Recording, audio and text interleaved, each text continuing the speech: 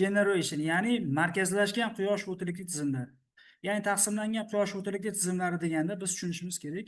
Bu tijorat va sanoat korxonalari, aholi turar joylariga o'rnatilayotgan quyosh o'tilik tizimlar, bular taqsimlangan quyosh o'tilik tizimlar deyiladi. Ya'ni quvvati 6 kilovatgacha bo'lgan va uzog'i 6 kilovolt, uzog'i bo'lib 10 kilovolt liniyalarga ulanadigan stansiyalar, bular o'sha taqsimlangan quyosh o'tilik tizimlari deyiladi. Yirik markazlashgan quyosh o'tilik tizimlari biz bilamiz, tarmoqqa to'g'ridan to'g'ri ulanib, aholidan biroz uzoqroqda va yirik investitsion loyihalar, misol 100 megavat, 200 megavat, 300 megavatli loyihalarni biz utility proyekt, ya'ni yirik markazlashgan quyosh o'tilik tizimlari deyiladi. Biz bugun sizlar bilan taqsimlangan quyosh o'tilikli tizimlari haqida gaplashib o'tamiz.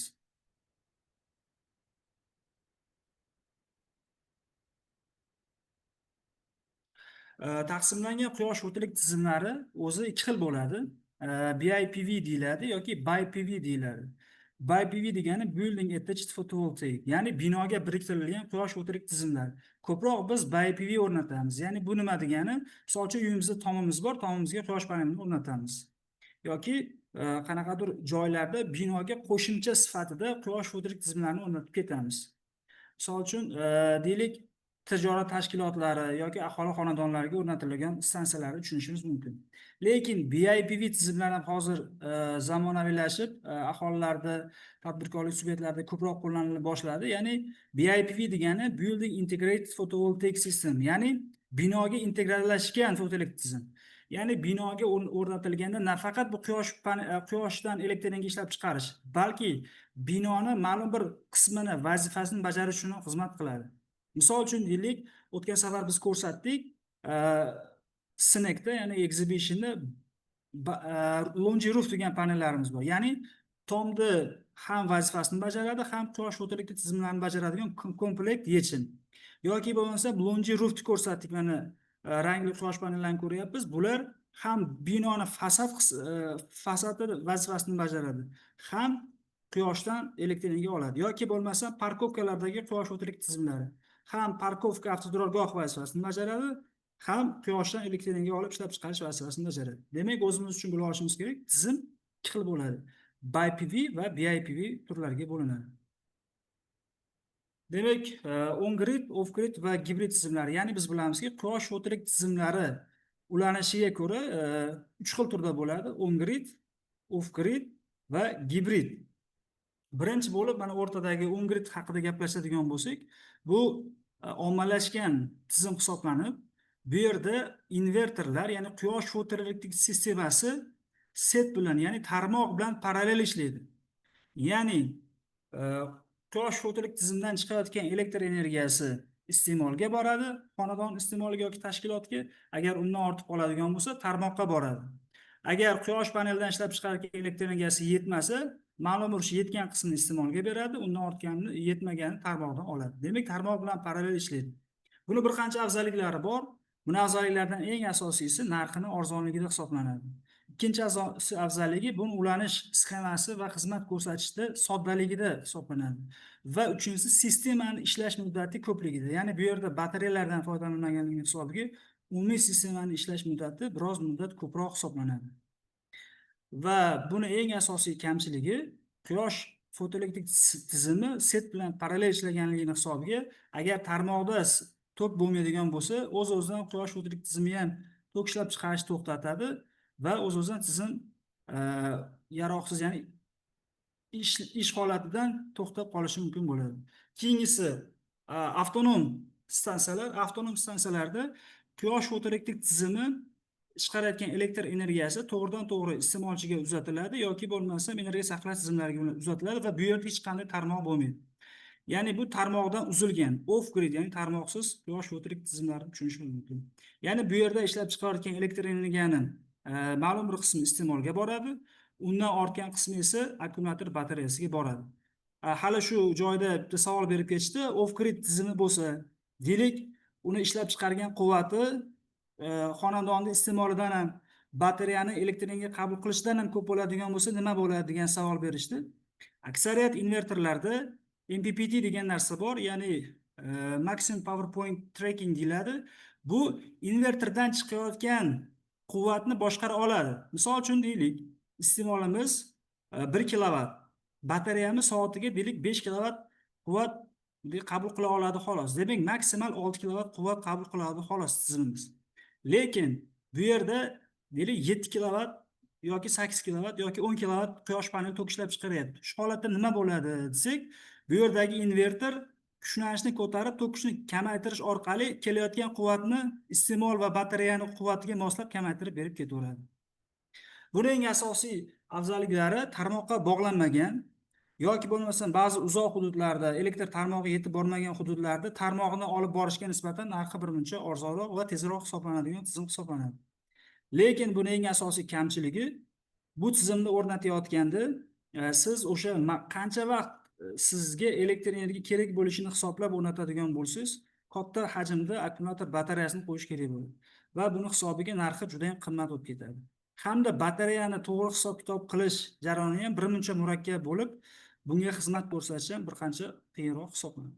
Va oxirgisi gibrid tizimlar.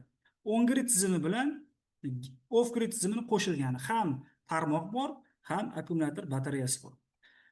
Hozirgi kunda gibrid tizimlari ham sekin-sekin ommalashyapti. Sababi akkumulyator batareyalarining ham sekin narxi tusha boshladi dunyoda. Shuning hisobiga gibrid tizimlari ommalashib boryapti. Ya'ni gibrid tizimlari ham on-grid tizimni, ham off-grid tizimni vazifasini bajara oladi. Deylik, quyosh panelidan chiqayotgan elektr energiyani ma'lum bir qismi xonadonga, undan ortgan qismi akkumulyator batareyasiga, agar undan ham ortsa tarmoqqa uzatiladi. Agar deylik iste'mol ishlab chiqarayotgan iste'moldan kam bo'lsa, akkumulyator batareyasidan, ya'ni undan ham kam ko'proq iste'mol bo'layotgan bo'lsa, tarmoqdan olish mumkin. Demak, bu jarayonni konfiguratsiya qilish mumkin. Xohlagancha o'sha invertorda boshqarish orqali vaqtini qo'yib, elektr energiyasini qo'yib, xohlagan paytda tarmoqqa sotadigan qilib yoki batareyani tarmoqdan to'ldiradigan qilib boshqarish mumkin. Bu invertorda xususiyatdan kelib chiqadi. Demak, bu bo'yicha savollaringiz bormi?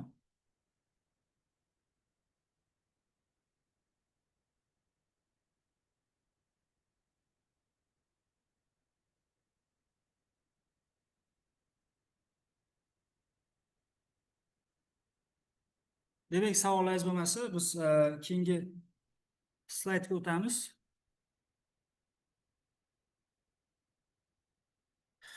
Demak, quyosh o'tirik tizimni o'zi qurishni boshlashdan oldin juda ko'plab ishlar olib boradi. Ya'ni birinchi feasibility study deydi. O'sha joyda o'rganiladi. O'sha tarmoqning holati o'rganiladi. O'rnatilayotgan obyekt holati o'rganiladi. Uni joylashuv hududlari o'rganiladi. Bu alohida mavzu bo'lgani uchun bunga to'xtalib o'tib ketmaymiz va o'rganish jarayonini biz albatta ahamiyat berishimiz kerak. Ko'p holatlarda afsuski biz joyini chuqur o'rganamiz. Bu vaqt kelib juda ko'plab muammolarni keltirib chiqarishi mumkin. Misol uchun o'rganiladigan narsalardan bittasi oddiy qilib aytadigan bo'lsak, menimcha ko'pchilik buni o'rnatayotganda ahamiyat bermaydi. Quyosh o'tirik tizimlarini o'rnatayotganda u yerdan o'tgan elektr tarmoqlarini bilan obyektni masofasini bilish kerak. Bu yerda hududiy va milliy tarmoqlar tomonidan qo'yilgan bir qancha talablar bor. Misol uchun deylik, agar sizni o'rnatayotgan obyektingiz 35 kilovoltli liniyani atrofida bo'lsa, ham ikkala tomonda ham kamida 15 metr joy tashlab ketilishi kerak bo'ladi. Shunga o'xshagan narsalarni baribir o'rganib ketish kerak bo'ladi. Bu bugungi mavzuyimiz emas, shuning uchun chuqur to'xtalib o'tamiz. Bugungi mavzuyimizga mana endi keldik. Demak, bugungi mavzuyimiz quyosh panellarini to'g'ri burchakda va yo'nalishda o'rnatish. Quyosh panellarini to'g'ri burchakda va yo'nalishda o'rnatish bizga nima beradi? Yil davomida quyosh panellariga tushayotgan quyosh radiatsiyasini maksimal yutishni ta'minlab beradi. Qancha ko'proq quyosh radiatsiyasi tushadigan bo'lsa, shuncha ko'proq elektr energiya ishlab chiqarish mumkin.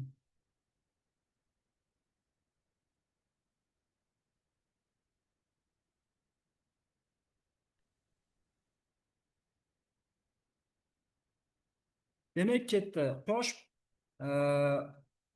panellarini burchagini aniqlashda bir qancha usullar bor, shularni ko'rib o'tamiz. Demak, bir qancha saytlar bor, bir qancha dasturlar bor. O'sha dasturlarga biz o'zimiz qo'ymoqchi bo'lgan obyektni geografik kengligini beradigan bo'lsak, ushbu hudud uchun, har bir fasl uchun, har bir oy uchun va yillik o'rtacha burchaklarini va azimut ko'rinishlarini beradi. Misol uchun bulardan bittasi ushbu sayt. Ushbu saytga kiramiz. Deylik, mana ushbu saytga Turamiz.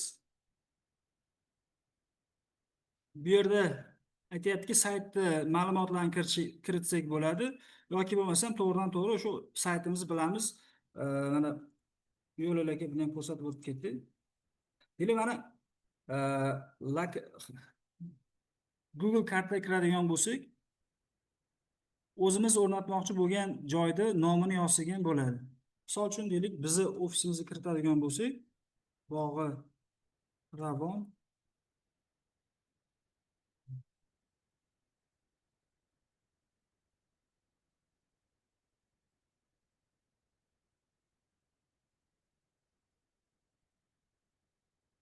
sizlarga ko'rinyaptimi? Mana bu yerda Launch Office turibdi. Mana sichqonchani o'ng tomonini bosadigan bo'lsak, mana shu bizni o'rnatmoqchi bo'lgan joyimiz geografik kengligi. Chap qo'ldagi son latitude deyiladi, o'ng qo'ldagi son altitude deyiladi. Ko'proq biz latitudedan foydalanamiz. Demak, mana shuni olamiz. Olib, o'sha saytga kiritamiz. Mana bu ko'rib turibsizlarmi? Demak, kiritishimiz bilan chiqarib berdi. Demak, biz ushbu joyga quyosh panellari o'rnatadigan bo'lsak, yillik o'rtacha 32,1, ya'ni 32 gradus atrofida qo'ysak bo'ladi. Ya'ni fasllarda mana bahor va kuzda 32, yozda 17, qishda esa 47 yoki bo'lmasa mana har bir fasl uchun necha gradus o'rnatishni bemalol chiqarib beradi. Bu birinchi usuli. Birinchi usul tushunarli bo'ldimi?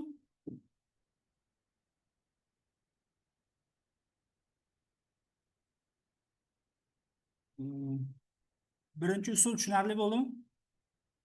Ovozim boryaptimi? Tushunarli, bor. Tushunarli bo'ldi. bo'ldi, yaxshi. Ikkinchisi, eng asosiy saytlardan biri Global Solar Atlas degan sayt bor. Global Solar Atlas chiqadi, yozib, mana bu yerga ham xuddi o'sha lokatsiyani kiritadigan bo'lsak, lokatsiyani kiritishimiz bilan mana open detail qilamiz. Mana bu yerda mana qarang, 33, demak, bu yerda ko'rsatyapti, mana 33 gradus atrofida qo'yishni ko'rsatyapti. Shu orqali ikkita usulni ko'rib o'tdik. Demak, bu yerga siz qanday tomga qo'ymoqchisiz yoki yerga qo'ymoqchisiz, o'shandan birortasini tanlaysizda. Demak, stansiyangiz ma'lumotlarini kiritib turib, bu yerga kiritib, xohlasangiz burchaklarni o'zgartirishingiz orqali elektr energiya qanaqa o'zgarayotganligini ham hisoblasangiz bo'ladi. Buni ko'pchilik biladi. Mana misol uchun 33 gradus qo'ysak, Global Solar aytyaptiki, o'rtacha 1 yilda 1 kilovatli stansiya 1491 kilovat soat ishlab chiqaradi deydi. Agar shu stansiyani deylik, bizda imkoniyat yo'q, 33 emas, 10 qo'ymoqchimiz yoki deylik 15 qo'ymoqchimiz. Shuni o'zgartiradigan bo'lsak, avtomatik ravishda chiqarib beradi bizga elektr energiyangiz qancha chiqishini. Mana tushdi. Demak, shundan siz bemalol hisob-kitob qilsangiz bo'ladi. Ya'ni 1 yilda agar men 33 emas, 20 qo'ysam qancha tushadi yoki 15 qo'ysam qancha tushadi. Ya'ni to'liq janubga emas, biroz g'arbga yoki sharqqa burilsa qancha kam chiqadi, shundan bemalol analiz qilsangiz bo'ladi. Demak, bu ikkinchi usul hisoblanadi. Uchinchi usul PVSys degan dastur bor. Hozir olsam biroz vaqt ketadi, rasmdan ko'rsatib ketaman.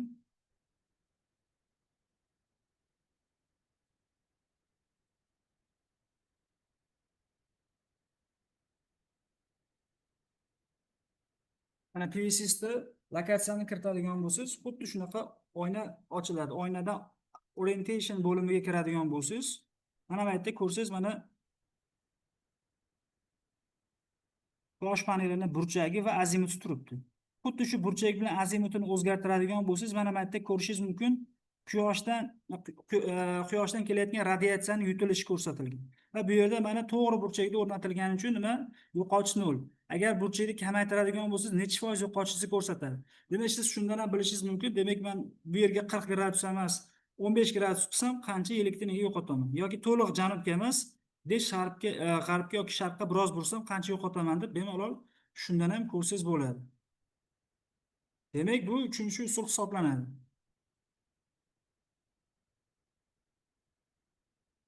Demak, to'rtinchi usulni ko'radigan bo'lsak, eng oddiy usuli, misol uchun ko'plab katta proyektlarda ham shu usullardan ba'zilarida foydalaniladi, shu investitsion loyihalarda ham.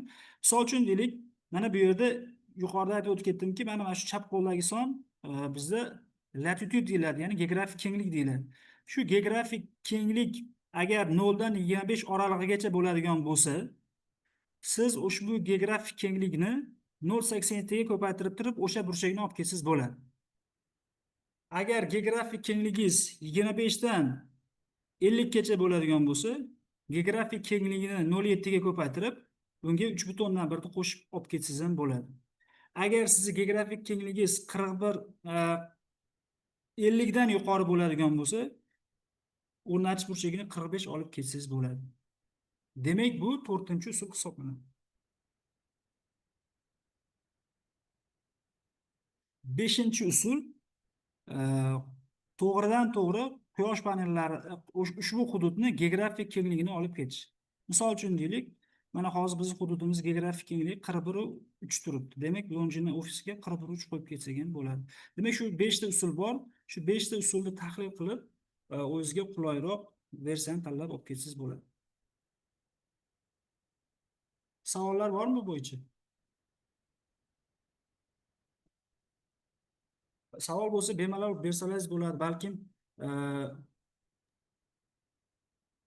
tushunmovchilik bo'lsa ham bemalol bersalaringiz bo'ladi. Sababi bu dars bo'lib qolmasin, bemalol savollarni berib, muhokama qilsak ham bo'ladi.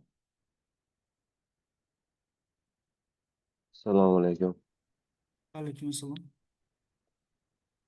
Aka, hozirgi o'sha latitude bilan shu formulasimi bir qanaqadir o'shanisini boshqatdan aytib yuborasizmi? Ko'paytirib nima qilishini. Bo'ldi. Mana buni so'rayapsiz, mana latitude degani o'sha kenglik degani. Bu yerda men prezentatsiyani o'zbek tilida o'rganganim uchun kenglik deb ketyapti. Kengligimiz mana hozir biz ko'rdik, Longi ofisida 41 chiqyapti. Misol uchun latitude qanaqa olishni ko'rsatdimi? Ko'rdingiz xaritadan qanaqa olishni? Ko'rdim uni. Mana bu sichqoncha 10 tomonli siz chiqadi, shu birinchi olgan so'ngiz latitude bo'ladi.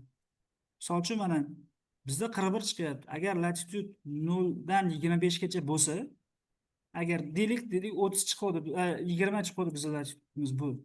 20 chiqadigan bo'lsa, uni 0,87 ga ko'paytirib olib ketamiz. Agar latitudeimiz 25 dan 50 gacha bo'ladigan bo'lsa, buni 0,87 ga ko'paytiramiz va chiqqan sonni 3/1 ga qo'shamiz va shunda bizga deylik to'g'ri burchak kelib chiqadi. Agar 3-holat bizni qo'ymoqchi bo'lgan burchagimiz 50 dan baland bo'ladigan bo'lsa, o'z-o'zidan 45 ni olib ketsak bo'ladi. 5-usul to'g'ridan to'g'ri kengligini olib ketish usuli. Demak, shu usullarda bemalol foydalansak bo'ladi.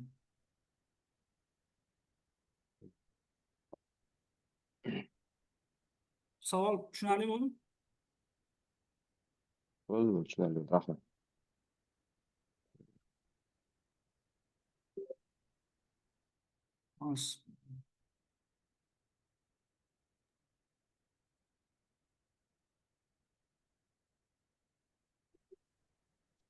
Hop. Endi misol uchun deylik, ba'zi proyektlar bor, faqat yil uchun emas, ma'lum bir fasl uchun o'rnatiladigan proyektlar ham bo'ladi. Misol uchun deylik, qish uchun qaysidir sug'or tizimlarini ishlatish yoki bo'lmasam yoz uchun qaysidir sug'or tizimlarini ishlatish bo'lishi mumkin. Yoki deylik, qish uchun qaysidir parniklarni ishlatish. Misol uchun shunga o'xshagan joylarda qo'yilayotganda o'sha faslga nisbatan o'rnatib ketishni ham ko'rishimiz kerak bo'ladi. Misol uchun qishga nisbatan hisoblayotganingizda sizni mana geografik kengligingiz kelib chiqdi-ku. Shu geografik kengligingizni 15 ni qo'shsangiz, demak bu qishki uchun bo'lib ketadi. Misol uchun deylik, 40 bizda hozir 41 chiqqan bo'lsa, 15 ni qo'shsak 56 bo'ladi. 56 demak qish uchun bizga eng to'g'ri gradus hisoblanadi mana shu holatga. Endi bahor va kuz uchun xuddi o'sha 41 qoladi. Yoz uchun bo'lsa 15 gradus ayriladi. Misol 41 dan 15 ni ayiradigan bo'lsak, ushbu joy uchun yozga nisbatan eng zo'r gradus kelib chiqadi. Demak 26 gradus qishga nisbatan kelib chiqadi. Demak, bu latitudga bog'liq. Misol uchun Sirdaryoda biz qo'ygan obyekt Termiz Cargo Center'da bu 37 edi. Bu yerda boshqacharoq. Har bir hudud uchun har xil hisoblanadi bu. Mana bu yerda ham aytib o'tib ketilgan, mana misol qish mavsumida qaysi tur obyektni ishlatmoqchisiz. Hisoblayotganingizda qishga nisbatan hisoblab o'rnatib ketishingiz kerak bo'ladi. Qishga nisbatan hisoblayotganingizda kenglikka 15 ta qo'shasiz. Bahor yoz uchun kenglik qoladi, kuz uchun hisoblayotganingizda 15 gradus ayirib o'tib ketasiz. Demak, shu usulda bemalol hisoblasangiz bo'ladi. Va bu yerda yo'nalish, ya'ni azimut deydi. Biz ko'proq azimutni bizni hududda joylashgan, ya'ni shimoliy yarim sharda joylashgan hududdagilar quyosh panellarini janubiy tomonga qarab o'rnatadi, janubiy yarim sharda joylashganlar shimol tomonga qarab o'rnatadi. Biz janub tomonga qarab o'rnatamiz. Shu janub tomonga qarab o'rnatishda bir qancha qoidalar bor. Bularni ham ko'rib o'tish kerak. Qaysi hududlar, misol uchun deylik, shimolga qarab o'rnatilsa, mana bu yerda ba'zilarini yozib o'tib ketganman. Agar ixtiyor o'zingiz uchun mana shu hududlarni olib, hozirgi dasturlarimga tashlab ko'radigan bo'lsangiz, u yerda yozib chiqadi 180 gradus chiqar. Ya'ni biz bilamiz, mana bu yerda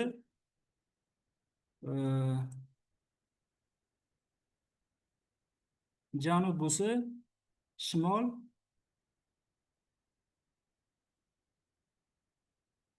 sharq, g'arb bo'lsa, misol uchun. Mana bu yerdan chiqib quyosh mana bu yerga botadi. Shuni hisoblayotganimizda quyoshni yo'nalishini hisoblaydigan bo'lsak, quyoshni burilish burchagini biz 180 gradus deymiz. 180 gradus degani shimolga nisbatan 180 gradus burilgan degan ma'noda ketadi. Demak, quyosh panelimiz bu tomonga qarab o'rnatiladi. Shundan bemalol biz bilsak bo'ladi. Endi u hududlarda, ya'ni janubiy yarim sharda joylashganlar nima shimolga qarab panelda o'rnatiladi.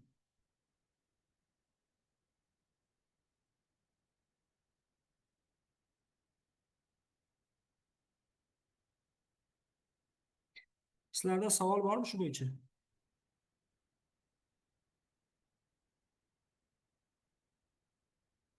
Endi bu yerda ko'ramiz, o'zi haqiqatan biz ko'pincha tomlarda ham ko'radigan bo'lsangiz, juda katta burchakka o'rnatiladi. O'zi burchakli tomlarga yana ham katta konstruksiya qilib o'rnatiladi. O'zi haqiqatda shu burchak 5-6 gradusga kamaysa yo 5-10 gradus kamaysa katta yo'qotish bo'ladimi degan savol bor. Shu savolga analitika qilib chiqqanmiz. Ya'ni O'zbekiston hududi bo'ylab har bir viloyatga quyosh fotolik tizimlarining loyihasini qilib chiqqanmiz va PVSys dasturida necha gradusda optimal burchakligini aniqlaganmiz. Va shunda Haymo 2 son bo'yicha simulyatsiya qilganimizda, misol Andijonda bu ideal holatda 1581, misol uchun ba'zi hududlarda 1734 kilovat soat chiqaradi 1 kilovatli stansiya.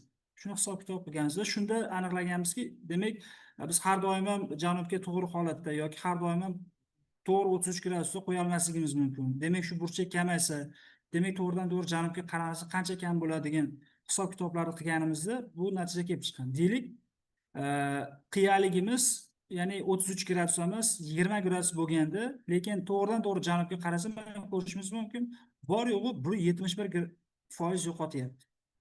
Demak 10 gradus, 13 gradus kamroq qo'yganimizda ham.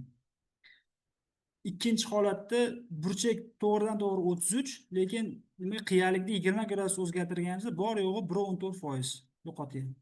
Uchinchi holatda ham gradusni deylik kamaytirib 20 gradus, azimutni ham 20 gradus o'zgartirganimizda bor yo'g'i 2.5% atrofida yo'qotdi. Buni men o'zim qilganman va buni boshqa davlatda, ya'ni Udemy akademiyasidagi mutaxassislar buni tahlilini olib borishgan. Bu Udemy akademiyasida ham ko'radigan bo'lsangiz, mana azimut 20 gradus burchak ostida burilganda bor yo'g'i 1.14% yo'qotyapti. Biznikini ham ko'radigan bo'lsangiz, 20 gradus o'zgarganda mana bor yo'g'i 1.14% yo'qotyapti. Demak, bu juda ham katta muammo emas. Ya'ni tomlarda agar biroz janubga qaramagan bo'lsa, buni janubga qaratish uchun juda katta konstruksiya qilib, shamolga nisbatan xavfini kuchaytirish shart emas. To'g'ri qilib o'rnatib ketsa ham bo'laveradi. Misol uchun, hattoki mana 90 gradusga o'zgarganda bor yo'g'i mana 18% yo'qotilyapti PVSys dasturida. Global Solar Trust dasturida 22% atrofida yo'qotish bo'lyapti yillik. Shuni hisobiga quyosh paneli to'g'ri janubga qaramasa ishlamaydi degan narsa bo'lmasi kerak. Shuning uchun ko'rsangiz bo'ladi, dunyodagi rivojlangan davlatlarda quyosh panellari tomni hamma tomoniga o'rnatiladi. Sababi joydan unumli foydalanish maqsadida. Bizda nima qilinadi? Bizda bo'lsa mana shimolga qaragan tomonni ham konstruksiyasi baland qilib ko'tarilib, deylik mana bizda nima desam bo'ladi? Mana janubga qaragan bo'lsa tom, deylik mana tushunishimiz, janubga qaragan bo'lsa quyosh panelini xuddi shuni o'rnatadi. Lekin bu tomoni biroz shimolga bo'lsa, buni nima qiladi? Katta konstruksiya qilib, keyin quyosh paneli yana janubga qaratadi. Lekin juda ham katta xavf keltirib chiqarishi mumkin. Demak, konstruksiya juda ham kattalashib ketadi. Bu qo'shimcha og'irlik, shamolga nisbatan yana qo'shimcha xavf hamda xizmat ko'rsatish jarayoni ham juda ham murakkablashtirib olishi mumkin. Shuning uchun bularni baribir o'rganib, tahlil qilib o'rnatgan ma'qul. Sababi bu juda ham katta, biz o'ylagandaqa minusi yo'q.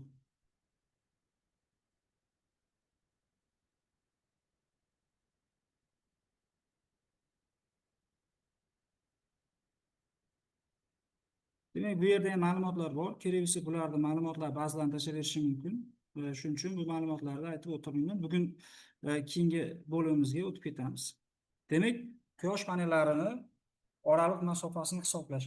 Bu juda ham dolzarb mavzu hisoblanadi. Sababi bizda ko'pincha afsuski quyosh panellarini oraliq masofasiga konkret bizda standart hisob-kitob yoki dasturlar ishlatilmaydi. Endi ba'zi kompaniyalar ishlatadi, ko'pchilik ishlatmaydi. Misol uchun, shu oraliq masofalarda hisob-kitob qilish bo'yicha formula bor. Ushbu formulani biroz murakkab bo'lishi mumkin, lekin shu formulani oddiy bitta jadvalga kiritib qo'yadigan bo'lsangiz, har doim shu to'rtta parametrda kiritishingiz bilan hamma ma'lumotlarni hisob-kitob qilib berishi mumkin. Hozir shuni qanaqa qilib ishlatishni ko'rib o'tamiz. Biz bilamizki, o'sha hozir quyosh panellarini burchagiga o'rnatishda hisob-kitob qilinish kerak bo'lgan narsa ikkinchi tomonga soya berib qo'ymaydimi degan narsani ham hisoblash kerak. Ko'pchilik nima qiladi? Burchakni ko'taradi. Ko'proq 1%, 2% energiya olaman deb burchakni ko'p ko'tarib, ikkinchi panelda shunga moslab joy qoldirmaydi. Shuni hisobiga birinchi qator ikkinchi qatorga soya beradi. Ikkinchi qator bo'lsa, uchinchi qatorga soya beradi. Shuni qanaqa qilib hisob-kitob qilish kerak? To'g'risi, demak, ushbu formula orqali hisob-kitob qilish kerak bo'ladi. Bu formulada bor yo'g'i 4 ta narsa kerak bo'ladi xolos. 3 ta narsa desak ham bo'ladi. 3 ta narsani bilsak, bemalol qancha masofa saqlash kerakligini bilishimiz mumkin. Birinchisi panelning uzunligi. Panelni misol uchun deylik vertikal joylatganingizda qancha uzunlik bo'ladi? Misol uchun biz bilamiz, oxay mo'llarda 2382 mm yoki 2,4 metr. Agar gorizontal joylasak, shunga nisbatan bo'yini olamiz. Demak, shu bo'yi L bo'ladi. Z bo'lsa panelda burchagi. Panelda necha gradus qo'ymoqchimiz? 32 gradusmi, 33 mi, 20 gradusmi? Demak, shu burchak. Va uchinchisi bu ushbu hududning geografik kengligi, latitud. Hozir ko'rdik, misol 10-niki 41 chiqdi. Xuddi shu 3 ta narsani bilsangiz, shu 3 ta narsani bilish orqali shu formuladan demak qancha masofa tashlash kerakligini hisoblash mumkin. Demak, bu yerdagi masofani bilishimiz kerak. Bu yerdagi mana ko'rsatilganda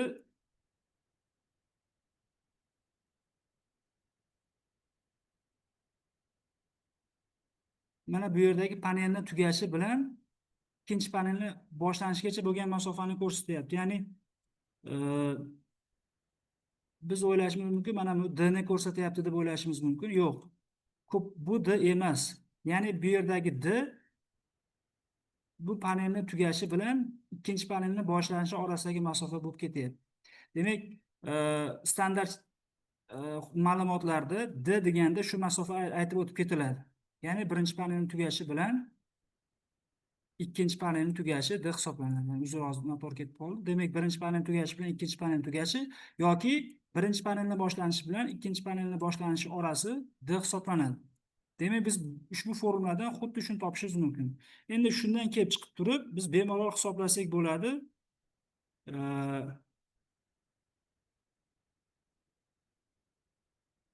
Birinchi panelning tugashi bilan ikkinchi panelning tugashini bemalol hisob-kitob qilsak bo'ladi. Buni hisoblashda bir qancha usullari bor. Mana hozir sizlarga jadval ko'rinishida tushuntirib berishim mumkin. Mana bu yerda siz asosan to'rtta ma'lumot kiritasiz. Hozir yuqorida 3 ta deb o'tib ketdim. Endi to'rtinchisi nima bo'lishi mumkin? Demak, sizni panelingizni birinchisi qandaydir balandroqda turib, ikkinchisi pastroqda tursa, deylik qanaqadir masofa farq qilishi mumkin. Agar shunaqa farq qiladigan bo'lsa, demak o'sha masofani ham kiritib ketsangiz bo'ladi. Mana hozir bizni lokatsiyamizda latitude ko'rdik, 41 adashmasam, to'g'rimi? 41. O'rnatmoqchi bo'lgan burchagimiz deylik mana 33. Aytyaptiki, mana birinchi panelda boshlanishi bilan ikkinchi panelda boshlanishi orasi 6 metr bo'lsin deyapti. Yoki oddiyroq tushunadigan bo'lsak, demak birinchi panelda oxiri bilan ikkinchi panelda boshi, ya'ni panellar orasidagi masofa 4,1 metr bo'lsin deyapti.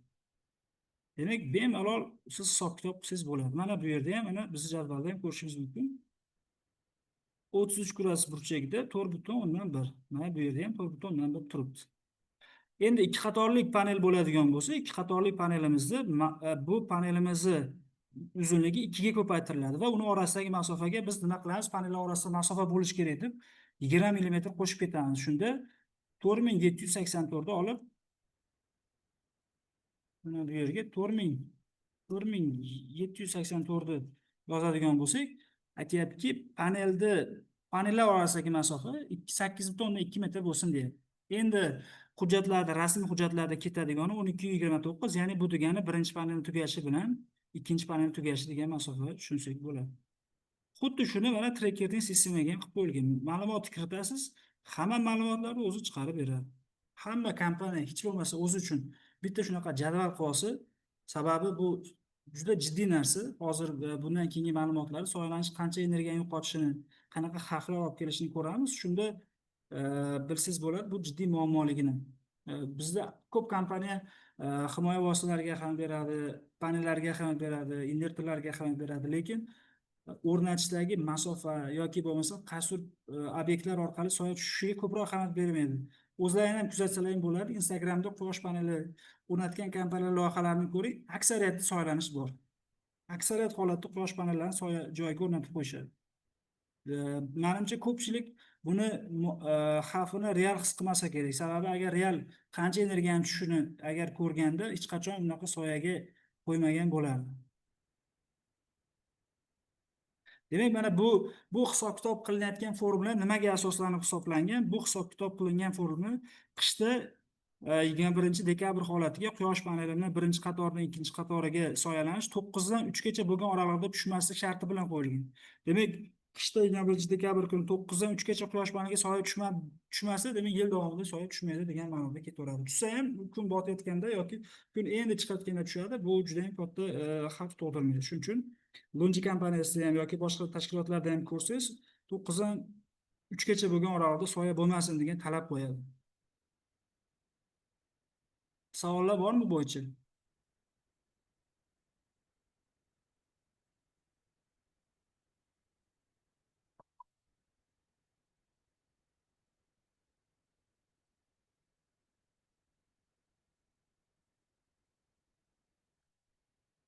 Savollar bo'lmasa, demak men davom ettirib ketaveraman. Endi mana hozir mana shu hisob-kitob qilishni bu formula ko'rinishida ko'rdik, lekin dasturlar ham juda ko'p. Misol PVSys bor, PVSol bor, yoki masalan PV Master bor. PV Masterga shu danliklarni kiritishingiz bilan avtomatik ravishda quyosh panellarini o'zi 3D holatda joylashtirib, oralar masofasini avtomatik hisob-kitob ham qilib beradi. Hattoki mana bu vaqt oralig'ini siz kamaytirishingiz ham mumkin. Menga 9 dan 5 gacha emas, 2 gacha soya tushmasi bo'ldi deyishingiz mumkin. Yoki 21-dekabr emas, misol uchun qaysi boshqa kunda hisoblaysiz, o'shunga nisbatan ham avtomatik hisob-kitob qilib beraveradi PV Master dasturi. 3-kun o'tiladi PV Master. Demak, quyosh panellariga soyalanishda qanaqa ta'siri borligini hozir sizlar bilan gaplashib o'tamiz. O'zi quyosh panellari qanaqa o'rnatiladi? Misol parallelmi yoki ketma-ketmi?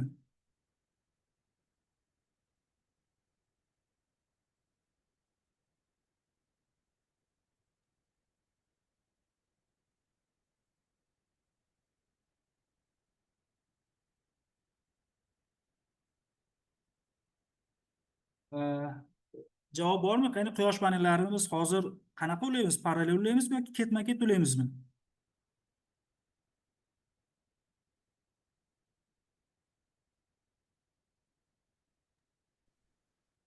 Ketma-ket. Ketma-ket ulaymiz. Demak, oldinlari parallel ulangan, sababi kichkina panellar bo'lganligi uchun parallel ulangan bo'lishi mumkin, lekin hozir ketma-ket ulanadi panellar. Ya'ni ketma-ket degani tushunishimiz kerak. Birinchi panelda tugashi, ya'ni minusi ikkinchi panelda plyusiga, ikkinchi panelda minusi uchinchi panelda plyusiga shu ko'rinishda ulanib ketadi. Shu ulanishda biz ketma-ket ulanish deymiz. Ketma-ket ulanish bo'lganda nima bo'ladi? Ketma-ket ulanish bo'lganda umumiy panellarning kuchlanishi qo'shib boriladi. Misol uchun 10 ta panelimiz bo'lsa, har bir panelimizning kuchlanishi 50 volt bo'lsa, demak 10 tasiniki 500 volt bo'ladi. Toki bo'lsa teng bo'ladi. Misol uchun 10 ta panelimiz bo'lsa, har biri 10 amperdan bo'lsa, demak umumiy 10 ta panelimizning toki ham 10 amper bo'ladi. Parallel ulanishda bo'lsa boshqacharoq. Ya'ni parallel ulanishda har bir panelni plyusiga, har bir panelni minusiga ulanib, u yerdan bitta plyus va minus olib chiqib ketiladi. Bu parallel ulanish bo'ladi. Hozir deyarli parallel ulanish yo'q. Oldin parallel ulangan, sababi oldin panellar kichik quvvatli bo'lgan, 100 wattlik bo'lgan va ular toki ham kichkina bo'lgan. Parallelda toklar qo'shilishini hisobiga, misol uchun deylik 10 amper bo'lsa, 10 ta panel ulasa 100 amper bo'ladi. Invertorda kirishda bor yo'g'i misol 20 amper deylik yoki 30 amper tokka cheklov qo'ygan. Shuning uchun biz deyarli hozir quyosh panellarini deyarli umuman parallel ula olmaymiz. Shuning uchun faqat bizda nima aytasiz?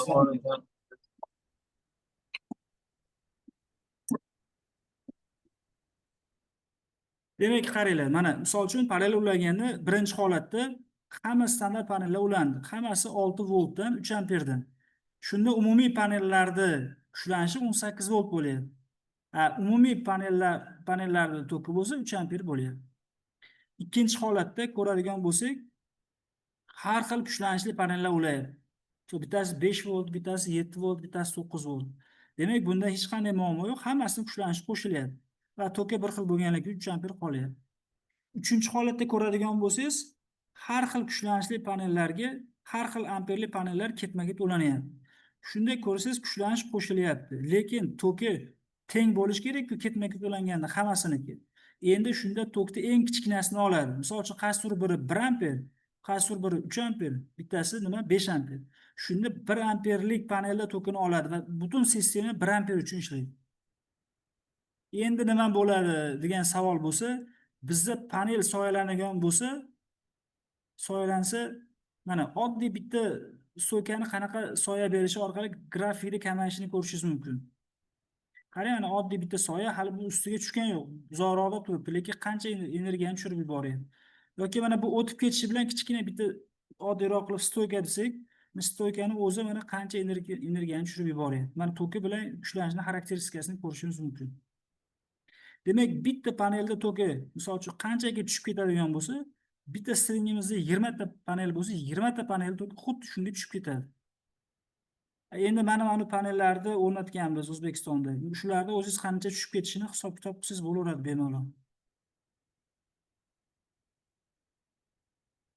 Oddiyroq qilib aytadigan bo'lsak, bitta panelda yarmi soyalandi degani, ushbu guruhda nechta panel bo'lsa, shuni hammasini yarmi soyalandi degan ma'noda ketsa bo'laveradi. Endi bitta holat bor, shu holatni hamma bilish kerak. Ya'ni bizda diodlarda bypass panellarda bypass diod bor. Bypass diod ikkita muammoni oldini olishi mumkin.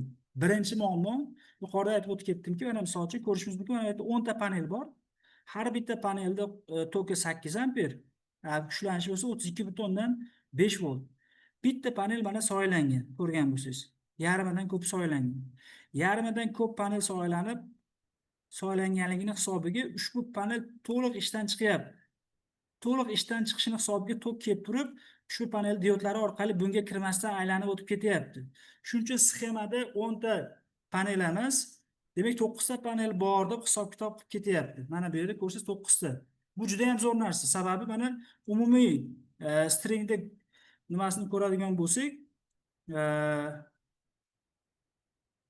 quvvatini ko'rsak, nima bo'lyapti? 2340 bo'lyapti. Juda ham tushib ketgan yo'q. Lekin ikkinchi holatda ko'radigan bo'lsak, ikkinchi holatda bypass diod ishga tushmayapti. Har doim bypass diod ishga tushmasligi mumkin. 50% va undan ko'p qismi soyalanganda va u belgilangan joyi soyalangandagina diod ishga tushib panelni uzib qo'yadi setdan. Bo'lmasa panel setdan uzilmaydi. Shuni hisobiga agar panel setdan uzilmasa, demak, mana panelimizni ko'radigan bo'lsak, soyalangan 1 amper beryapti. Qolgan panellar necha amper beryapti? 8 amperdan beryapti. Hammasi 1 amperga tushib ketdi. Mana 10 ta panel sistemada bor deb ko'ryapti. Kuchlanishi 32.5, endi kuchlanish bitta bu ham tushadi, lekin uni hisobga olmagan. 1 amperga ko'paytirib qarang, bor yo'g'i 325 vatt qolyapti.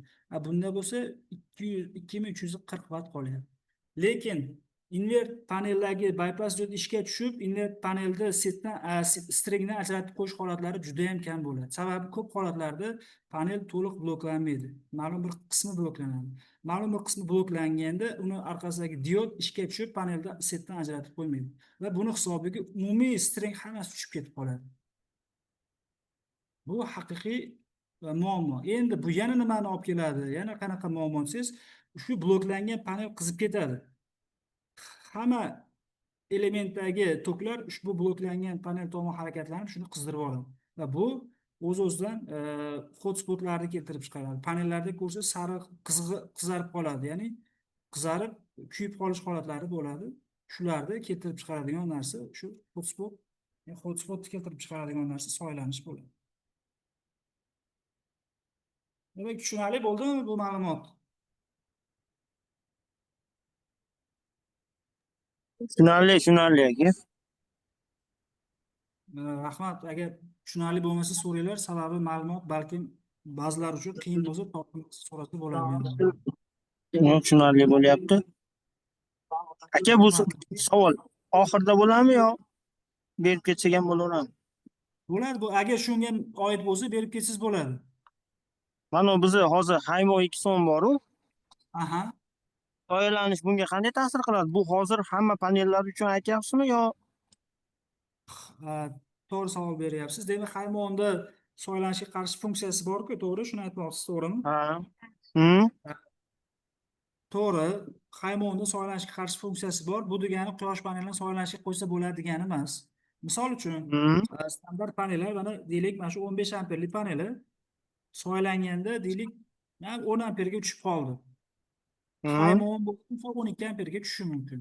Lekin baribir stringni hammasi 12 amperga tushadi. Umumiy hammasi 100%. tushadi. Sababi haymon o'sha bitta panelni o'zini himoya qiladi-ku. Kamroq yo'qotadi, lekin kamroq yo'qotgani bilan buni toki kamroq yo'qoldi degani 12 ta, deylik, bitta stringda 20 ta panel bo'lsa, 20 ta panelni toki kamroq yo'qoldi degani, baribir yo'qoldi deganida. Baribir yo'qoladi. Yo'qoladi. Shuning uchun hech qachon panelni qo'yish tavsiya qilinmaydi. Kamroq yo'qoladi, shuning hisobiga generatsiya keskin tushib ketmaydi. Soylanishda darajasidan kelib chiqib turib, maksimal 70% gacha kamroq yo'qotishni hosil qilish mumkin, lekin aksariyat holatlarda baribir unday yo'qotish bo'ladi. Tushunarli.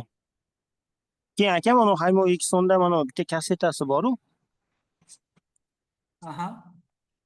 Shu kassetasiga, misol bir pastidagi 4 ta kassetasiga soya tushib qoldi deylik. Aha. Panellar orasi yaqinligi sababli. Aha. O'shanda o'sha soyani uzib qolgan joyi ishlayveradi. Shunday men siz nima demoqchi bo'lganingizni. Siz aytmoqchisizki, mana buni yarmi soyalansa demoqchimisiz? Shu soya bo'lib qoldi. Endi panellarni yaqin qo'yib qo'ygan bo'lishi mumkin, endi bilmasdan. Qarang, O'shanda bir-biriga soya berdi-da. bitta narsa bor. Haymo 2 so'mning orqasida diod vazifasini bajaradigan funksiya bor. Lekin bu funksiya ideal holatda ishlaganda, o'sha aytganimdek 70% gacha kamroq, ya'ni faqat o'sha elementga o'ziga ta'sir qilishi mumkin. Lekin bypass diod misol uchun qaysidir joyi to'liq soylanmasa, bypass dioddan mana hozir aytib o'tib ketgandek o'sha elementni ajratib qo'ymasligi mumkin. Tushunyapsizmi? Mana hozir mana holatda hammasining orqasida diod bor-ku. Men soylanganda buni ajratdi, sababi ko'proq qismi soylanganligi uchun. Endi kamroq qismi soylanganligini hisobiga mana nima qilmadi, ajratmadi. Shuni hisobiga hammaga ta'sir qilib ketdi. Endi o'sha soylanish darajasidan kelib chiqib, agar o'sha element to'liq soylasa, demak uni orqasidagi element faqat o'shani ajratib qo'yishi mumkin, lekin agar ma'lum bir parti soyalanib qolsa, agar ushbu elementdan chiqarsa, demak o'sha qatoriga ma'lum bir darajada baribir ta'sir bo'ladi. Tushunarli. Yani tushundingiz manimcha mana. Tushundim. Tushundim aka. Bo'ldi shunaqa. Demak, soylanishda yana shu ta'siri generatsiyada ko'pincha shunaqa o'ynashlar bo'ladi. O'ynashlardagi bir qancha ta'sirlar bor. Misol uchun invertorda ochiq joyda qolib qizib ketishini hisobi bo'lishi mumkin, soyalanish ta'siri bo'lishi mumkin yoki konnektorlarda qanaqadir elektr yoyi hosil bo'lishi mumkin, lekin bizni bu yerda ko'rayotgan holatimizda shu soyalanish ma'lum bir obyekt ma'lum bir vaqtda soya berib ketishini hisobiga shunaqa, demak, ishlab chiqarish generatsiyasi bir tekisda bo'lmasligi ham mumkin. Bu generatsiyani keskin kamaytirib yuborishi mumkin. Demak, biz soyalanishga tegishli bo'lgan ma'lumotlarni ko'rib o'tdik. Endi hozir soyalanishni tugatib, keyingi bo'limga o'tamiz. Soyalanish bo'yicha kimda savol bo'lsa, bemalol bersa bo'ladi.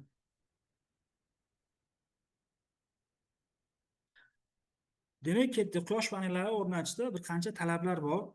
Shularni ko'rib o'tib ketamiz. Demak, birinchisi quyosh panellarini o'rnatayotganingizda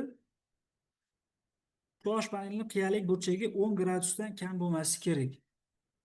Sababi 10 gradusdan kam bo'lsa, misol chang to'planib qolishi mumkin va generatsiyani keskin kamaytirib yuboradi. Yoki chang darajasi qancha yuqori bo'ladigan bo'lsa, hotspotni keltirib chiqarishi mumkin. Hotspot bu o'z-o'zidan panelni degradatsiyasiga olib keladi. Yoki bo'lmasa, qancha tekis bo'lsa, yomg'ir tushganda yuvilishi baribir murakkab bo'lib qoladi. Shuning uchun ham quyosh paneli eng kamida 10 gradus burchagida qo'yilishi kerak bo'ladi. Birinchi talab. Ikkinchi talab, quyosh panelini stringga ulayotganingizda bitta stringdagi quyosh panellari hammasi bitta yo'nalishga yo'nalgan va bir xil burchak ostida bo'lishi kerak.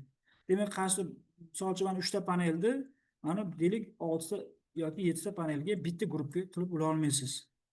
Sababi bu juda ham katta muammoni keltirib chiqaradi. Birinchisi, misol uchun quyosh bu yerdan chiqib bu yerga botyapti desak, ertalabdan shu 11 gacha bu joy nima 70% bilan quvvat bilan ishlaydi. 70% quvvat degani deylik, tushunish uchun aytaman, 10 amperli panel 7 amper bu yerda chiqaryapti. Demak, bu yerda nima qilyapti? 10 amper chiqarish kerak. Lekin umumiy string toki 7 amperga tushib ketib qoladi.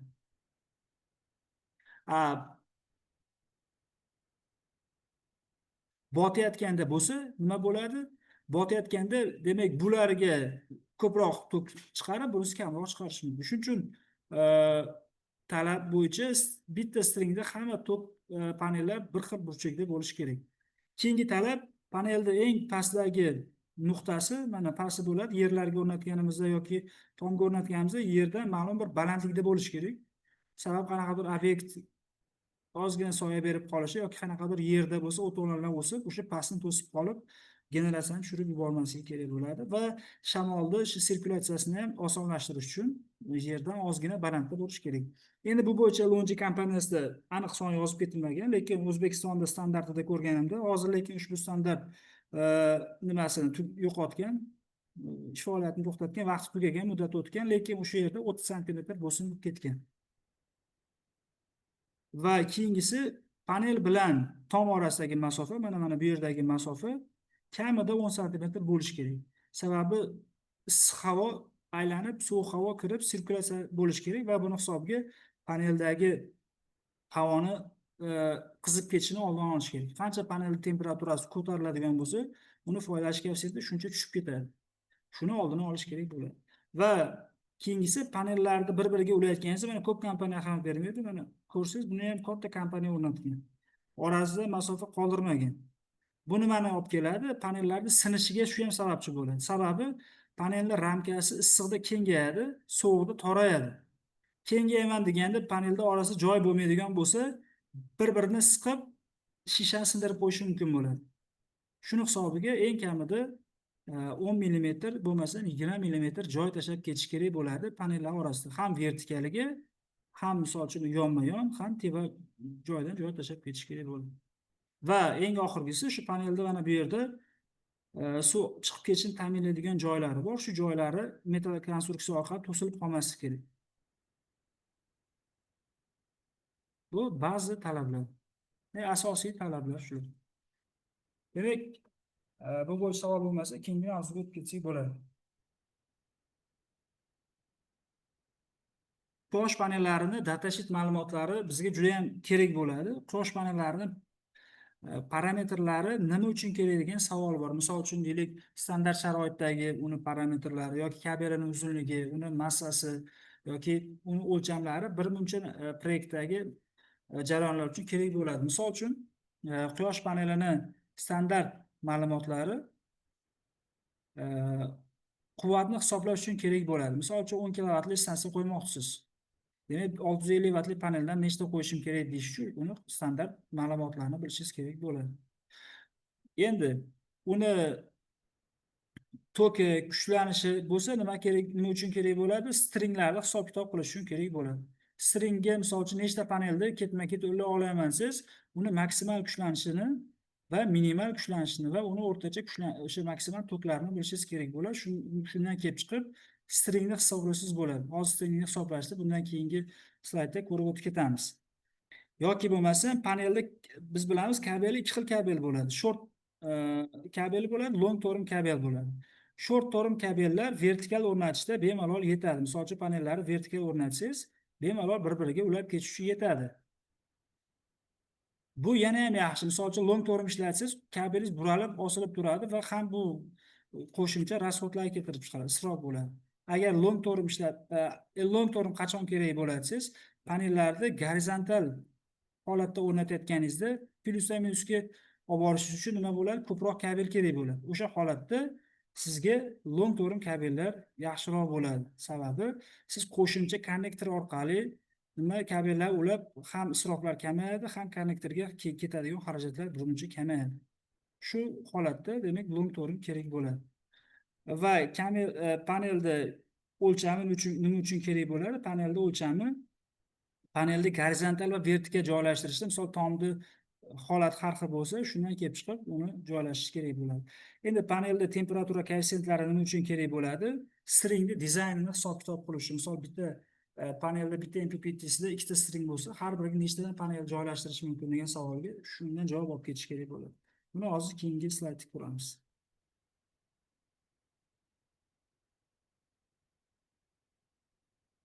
Demak, ketdi. Bu yerda biz hozir sizlar bilan bitta invertor bo'lsa, ushbu invertorga nechta panelni ketma-ket ulasak bo'ladi degan savol bo'lsa, ushbu savolga javobni shu slaydda ko'rsak bo'ladi. Misol uchun, maksimal eng kamida shuncha panel o'rnatish kerak. Eng ko'pi bilan nima? Shuncha panel o'rnatish kerak. Demak, bu yerda formula tayyor bor. Demak, formulani yodlab olish shart emas, o'z uchun yozib olib, bemalol bunga ham hozir jadval bor. Jadval qilib qo'yib, har doim ikkita ma'lumotni o'zgartirish orqali hisob-kitob qilsangiz bo'ladi. Misol uchun mana bu yerdagi VD max mana bu yerda yozib qo'yilgan o'zi. Ya'ni o'sha invertorga ruxsat etilgan maksimal kuchlanish. Bu yerdagi V osi, ya'ni osi degani open circuit, ya'ni xolosтой xoddagi salt ishlash paytidagi panelning kuchlanishi. Mana bu yerdagi KV bu panelning temperatura koeffitsiyenti.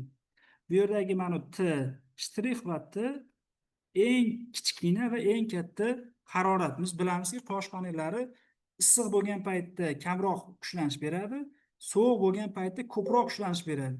Shuncha panelda deylik eng kamida nechta string qo'yishdan bo'ladi deb hisoblayotganingizda issiq vaqtga nisbatan hisoblashingiz kerak bo'ladi. Ya'ni yozda panelda chiqish kuchlanishi kamroq bo'ladi.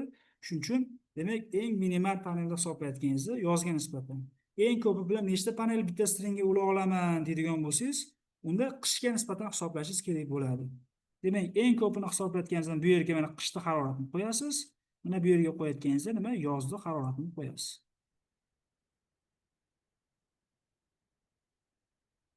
Demak, bu ma'lumotlar mana bu yerda ham yozib qo'yilgan. Bemalol nimaligini bu yerdan ko'rib olsangiz bo'ladi. Va keyingi slaydda bitta Haymo 10 misolda ko'rsatib bergan. Misol uchun mana 650 vatli Haymo 10 paneli bo'lsa, shu panel demak 50 kilovatli demak invertorga ulanyapti. Bitta invertorga eng kamida nechta panel va eng ko'pida nechta panel ulasam bo'ladi degan savolga mana formula bilan qo'yganda bu yerda chiqyaptiki, eng kamida 3.8 ta panel qo'ysam bo'ladi deyapti. Bu degani eng kamida 4 ta panel qo'yish kerak. Toq son emas, butun son bo'lishi kerak. Eng ko'pi bilan 19 ta, 13 ta, ya'ni bu degani eng ko'pi bilan 19 ta panel ulasa bo'ladi deyapti. Demak, bu yerda hisoblayotganda, demak, Siam uchun hisoblangan. Siamdagi eng maksimal gradus 43 gradus hisoblanib, eng minimal harorat 21 minus 21 hisoblangan. Shu formulaga qo'yilganda mana natija kelib chiqqan. Demak, bu yerda 4 tadan 19 gacha. Lekin panelda biz bilamizki, invertorda ishlash kuchlanishi hisoblashda bir qancha parametr bor. Ya'ni, misol uchun bu to'g'ri 160 voltdan 1000 voltgacha ishlashi mumkin, lekin qaysi vaqtda eng ko'p foydali kayfiyat bilan ishlaydi degan savolni qo'yish kerak bo'ladi. Demak, har bir panelda har xil bo'ladi bu ko'rsatkich. Mana bu yerda ko'rishimiz mumkin. Misol uchun siz aytdingizki, men ko'proq string qilaman, demak bitta string emas, men deylik 5 ta string emas, 7 ta string qilaman, kamroq panelni ko'proq stringga tiqaman siz. Demak, kuchlanishingiz nima bo'lishi mumkin? Tushib ketishi mumkin. Mana bu yerda ko'rsatyaptiki, invertor 540 dan 800 vattgacha, demak 110% bilan ishlaydi deyapti. Demak, siz 50 vattli panelda ulardingiz, lekin stringingizni ko'pgina qilib yubordingizda, nima bo'ldi? Har bir stringingiz kuchlanishi nima deylik 500 ga tushib 500 volt bo'ldi. 500 volt bo'lsa 90%. Demak, 50 vattli stansiyangiz 45 vattdan ko'p bermaydi. 1100% quvvat berganda ham, sababi invertor kesib yuboradi. Agar 400 bo'lsa, mana demak 50-60% ga tushib ketyapti. Asosiy ahamiyat berish kerak bo'lgan narsa shu. Ko'pchilik umuman ahamiyat bermaydi shunga. Sababi, agar buni to'g'ri hisoblasangiz, invertor maksimal quvvat bilan ishlashi mumkin. Oddiy qarasiz, mana panel zo'r bo'lishi mumkin. Panel mana 50 kW chiqardi, lekin siz nima qilgan? Stringni 540 dan kam qilgansiz. Ko'pgina string qilib yuborgansiz, shuni hisobiga demak panelda chiqish quvvati, demak kuchlanishi 500 yoki 500 dan kamroq. 50 vatt chiqarsa ham mana shu deylik invertor 50%, 60% quvvatdan ko'pini bermaydi. Yoki teskarisi, siz nima qilgansiz? Kabelda tejash maqsadida bitta invertorga ko'proq panel ulab yuborgansiz. Demak, u 800 voltdan chiqib ketgan. Misol 900 volt bo'lganda yana mana 50% ga tushib ketgan. Shuning uchun hisob-kitob qilayotganda albatta konkret hisob-kitob qilib boriladigan bo'lsa, quyosh stansiyasining chiqish quvvatini maksimalga olib chiqish mumkin. Lekin ko'pincha ko'pchilik buni hisob-kitob qilishga erinadi. Misol uchun hamma bir xil hisob-kitob qilib ketadi, lekin mana shu parametrda o'zi ham har bir invertor uchun har xil bo'ladi. Shuning uchun hisoblayotganda siz qo'yayotgan invertorni parametrini ko'rib, bu o'zi olish mumkin, QR kod orqali fayllarni olish mumkin. Misol uchun Longini fayllarni orqasidagi QR kod orqali kirsangiz, qanaqa o'rnatish kerakligi, hamma ma'lumotlari bo'ladi, garantiya sertifikatlari, hamma ma'lumotni olsangiz bo'ladi. Xuddi shuni invertornikini ham menimcha olsangiz bo'ladi. Demak, bu formulaga qo'yish ko'pchilikka ma'qul emas. Hamma ham formulaga qo'yib o'tirgisi kelmaydi. Misol uchun formulaga qo'yib o'tirgisi kelmasa, mana tayyor nima bor? Jadval bor. Jadvalga mana hozir aytib o'tgan parametrlar kiritadi. Demak, ushbu hududda -11 gradus deyapmiz. Chiqish temperaturasi 43, maksimal 43 gradus deyapmiz. Shu yerda qo'yganimizda aytayaptiki, eng kami bilan mana 3.17. Demak, 3.77. 4 ta string bo'lsa eng kami bilan deyapti. Eng ko'pi bilan nima 19 ta bo'lsin deyapti. Demak, hozir ko'ramiz. Agar harorat nima oshib boradigan bo'lsa, stringlarning soni nima bo'lishi kerak? Ko'proq bo'lishi kerak bo'ladi. Demak, o'zimiz uchun qiziquvchi mana qilsak bo'ladi. Shuni 70 qilib ko'raylik-da. Mana 4 ta son oz ko'payishi kerak. 70 qilsak. Mana 5 ta bo'lib qoldi, ko'ryapsizmi? Sababi panelda harorat qancha issiq bo'lsa, panelda chiqish kuchlanishi kam bo'ladi. Bu degani invertor 5 ta panel qo'yilmagunigacha ishlamay turaveradi degani. Haroratni minusini ko'taradigan bo'lsak, panellar ketma-ket ulashini kamaytiradi. Misol uchun -11 emas, bizda misol -25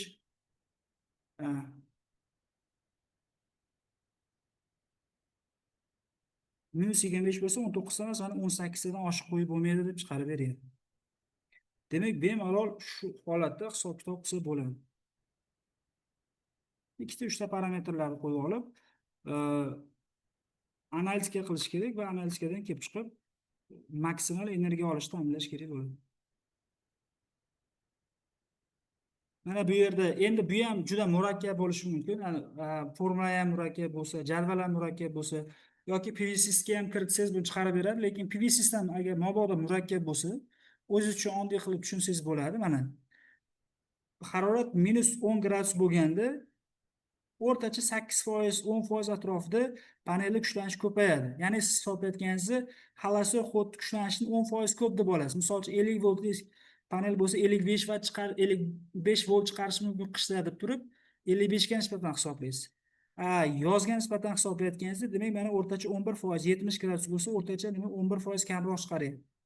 Demak, 50 voltli 50 volt olmaysizda endi buni nimani olasiz? 41 ga nisbatan yana 11% kamayib ketishini hisobga olib turib hisoblaysiz. Oddiroq qilib 10% qishda ko'tarilib ketadi, yozda o'rtacha tushib ketadi deb hisoblasangiz ham bo'ladi. Faqat qishda olayotganingizda xolosтой xod kuchlanishini, ya'ni saltishlash kuchlanishini yozga nisbatan olayotganingizda nominal ishlash vaqtida kuchlanishini olishingiz kerak bo'ladi. Hattoki Haymo 7 mana ikki xilda. Bir xil quvvatli Haymo 7 ni hisoblaganimda, mana ko'rishingiz mumkin, bittasi 20 ta qo'ysang, bittasi 19 ta bo'ladi xolos deydi. Bu konkret hisob-kitob qilib qo'yiladigan narsa. Hattoki bir xil panel, faqat modelikasi ikki xil bo'lganligi uchun stringdagi sonlar ham ikki xil bo'lishiga to'g'ri kelyapti mana bu yerda. Bu bo'yicha savollar bormi sizlarda?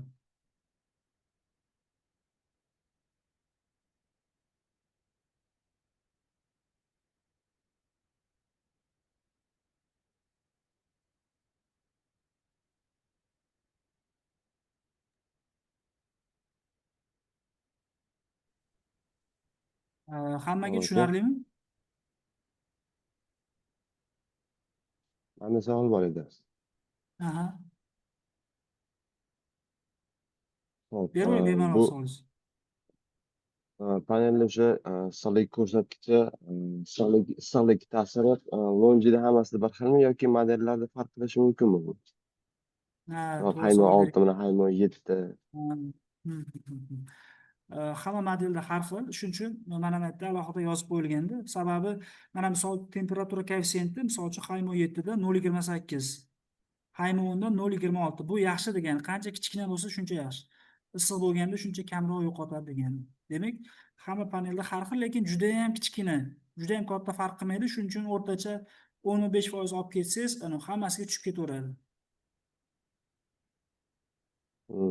Ya'ni 100 dan 1 urinishlarda farq qiladi.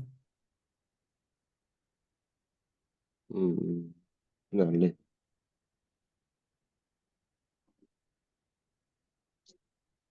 Demak, ma'lumot ko'payib ketyapti. Shuning uchun bu sal o'zgartiraman. Ya'ni invertor o'zi necha vatli, kilovatli bo'lishi kerak. Masalan, 50 kilovatli stansiyaga 50 kilovatli bo'lishi kerakmi, 40 kilovatli bo'lishi kerakmi yoki 60 kilovatli bo'lishi kerakmi degan savol bor. Bu savol ko'p narsaga bog'liq. Birinchisi panellar turiga, bir tomonlamami yoki ikki tomonlamami. Orqasidan ham qo'shimcha energiya berishi mumkinmi, yo'qmi? Yerga bog'liq. Ikkinchi tomondan qo'shimcha energiya berib, panelni standart parametrlardan qancha ko'p chiqarib olishi mumkin. Shulardan kelib chiqib, ya'ni ushbu hududdagi radiatsiyadan kelib chiqib, 1.1, 1.2, 1.3, 1.4 nisbatda qo'yilishi mumkin. Misol uchun deylik, 40 vatlik invertorda misol 45 vatlik panelga ulab qo'ysangiz bo'ladi. Endi shu panellarning hisob-kitobi bor. Bu yerda iqtisodiy hisob-kitoblar, texnik hisob-kitoblari hammasi bor. Endi bunga sal vaqt kerak hisob-kitob qilish uchun. Shuning uchun ma'lumot ko'p bo'lganligi uchun keyingisiga o'tib ketamiz. Bu ko'p aytdim, mana o'sha hududda radiatsiyasi, misol uchun bu ma'lumotni Energetika vazirligi huzuridagi qayta tiklanuvchi energiya manbalari milliy ilmiy tadqiqot institutiga olganman. Bu yerda mana meteostansiya o'lchagan ma'lumot bo'yicha deylik maksimal 900 vatt radiatsiya tushgan 1 metr kvadrat uchun. Bu juda ham ko'p degani emas. Panellar misol 1000 vattga hisoblangan. Bu degani panelning quvvati misol 600 vattli bo'lsa 600 vattdan ko'p chiqmasligi ehtimoli katta degani.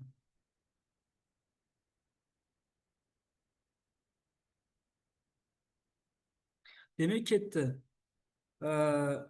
Panellar uchun invertor kerakmi yoki yo'qmi degan savol bo'ladi. Shu savolga demak hozir biz javob topib ketamiz. Nima deb o'ylaysizlar? Panellarga invertor avtomat yoki bo'lmasa saqlagich, ya'ni predohranитель qo'yish kerakmi o'zi?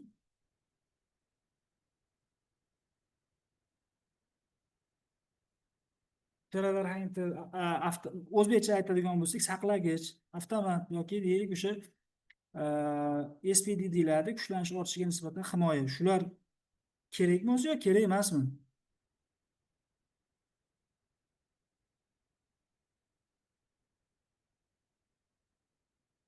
Kerak deb yozibdi. Isbotlab beralasizlarmi? Nima uchun kerak? Misol avtomat. O'zi avtomat qo'ysangiz ishlaydimi? Yoki saqlagich qo'ysangiz ishlaydimi? Qisqa tutashuv bo'lgan paytda?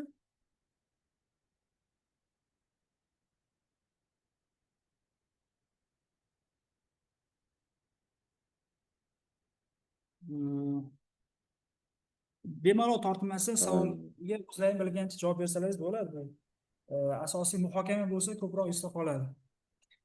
Haqiqatda o'zi kerakmi avtomat saqlagich? Kim ayta oladi kerak deb? Kerak bo'lsa nimaga kerak? Kerak bo'lmasa nimaga kerak emas? Hop, man savol bersam bo'ladimi? Savolmi? Bo'ladi, bo'ladi.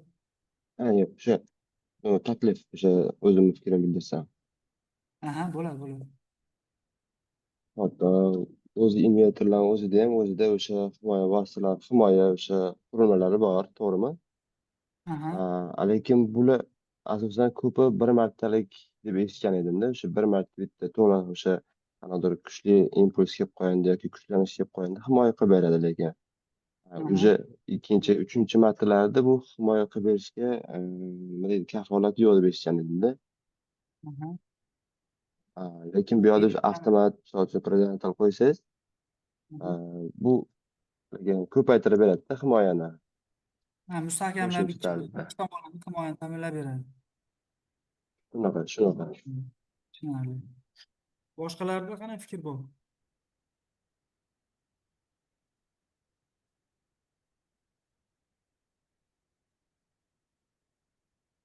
Yana avtomat ham qo'yish kerak deb o'ylayman, chunki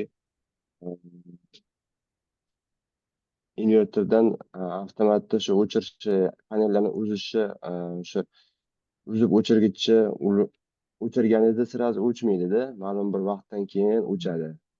Qanaqadir avariya yoki yong'in holati kelib chiqqanda buni sразу o'chirish iloji bo'lmay qoladida. O'sha hisobiga ham avtomat qo'yish menimcha foydali deb o'ylayman. Yong'in qo'yganda avtomatni uzib qo'ysa yong'in o'chadimi shunda? Misol uchun deylik, avtomat tevasida deylik kabel bor, kabel kelyapti. Mana misol uchun tushunish uchun aytaman. Deylik mana shu yerga biz avtomat qo'yganmiz, mana invertor davomida deylik mana shu yerga avtomat qo'ydik, mana bu yerga. Deylik paneldan ikkita plus, bitta minus kelib, misol avtomat orqali o'tib ketyapti. Deylik mana bu yerda qisqa tutashuv bo'lib yong'in chiqyapti yo bironsi bo'lyapti. Shu avtomatni uzib ochib qo'ysak, shunda yong'in bartaraf bo'ladimi? Yoki qisqa tutashuv bo'lsa qisqa Yo'q, menimcha bartaraf bo'lmaydi. U avtomatdan keyin o'sha qanaqadir o'sha avariya yoki yong'in holati kelib chiqsa, unda o'chirib beradi uni, to'xtaydi u. o'sha avtomatni o'zi kuchlanish bo'lmayapti hisobiga to'xtaydi. narsa bo'lmaydi-ku. Misol uchun avtomat yo'q bo'lsa, o'z-o'zidan avtomatdan keyin yong'in keltirib chiqaradigan narsa yo'q. Invertor bor, invertorda o'zining himoyasi bor. Nima uchun kerak? To'g'ri. Tijorat obyektida shunaqa holat bo'lgan. O'sha DC avtomat yong'in chiqqan.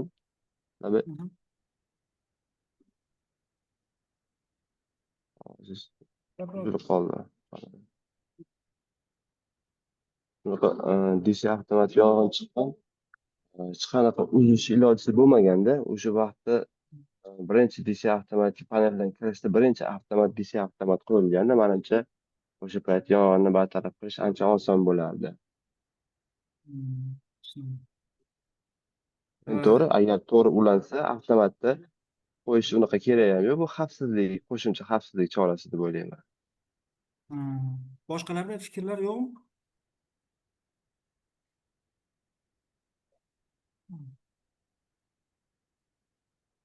Assalomu alaykum. Assalomu alaykum. Men Anvarman, Sunrise qurish panellari qo'yish korxonasidan. Bu yerda hech qanaqa nimasi yo'q, faqat biz bu yoqda invertorga kattaroq nagruzka normasidan ko'p kuchlanish tok kuchi kelib qolishi mumkin bo'lgan narsa holatni himoya qilish kerak bo'ladi u, lekin aslida u hisob kitob qilib qo'yilgan. Undan ortiq maksimum holatiga qo'yiladi o'zi panellar hisob kitobi. buning hech qanaqa nimasi yo'q, kerak joyi yo'q, faqat mana uzuklar ko'proq nima foyda beradi, o'sha qachondir yerga o'tkazib yuborish uchun zemlyaga. Balkim Chaqmoq boshqa chaqmoq. boshqa bilmagan joylarimiz ham bordir. Tushunarli. Agar boshqalarda fikr bo'lmasa, men o'zim fikrimni tushuntirib ketaveraman.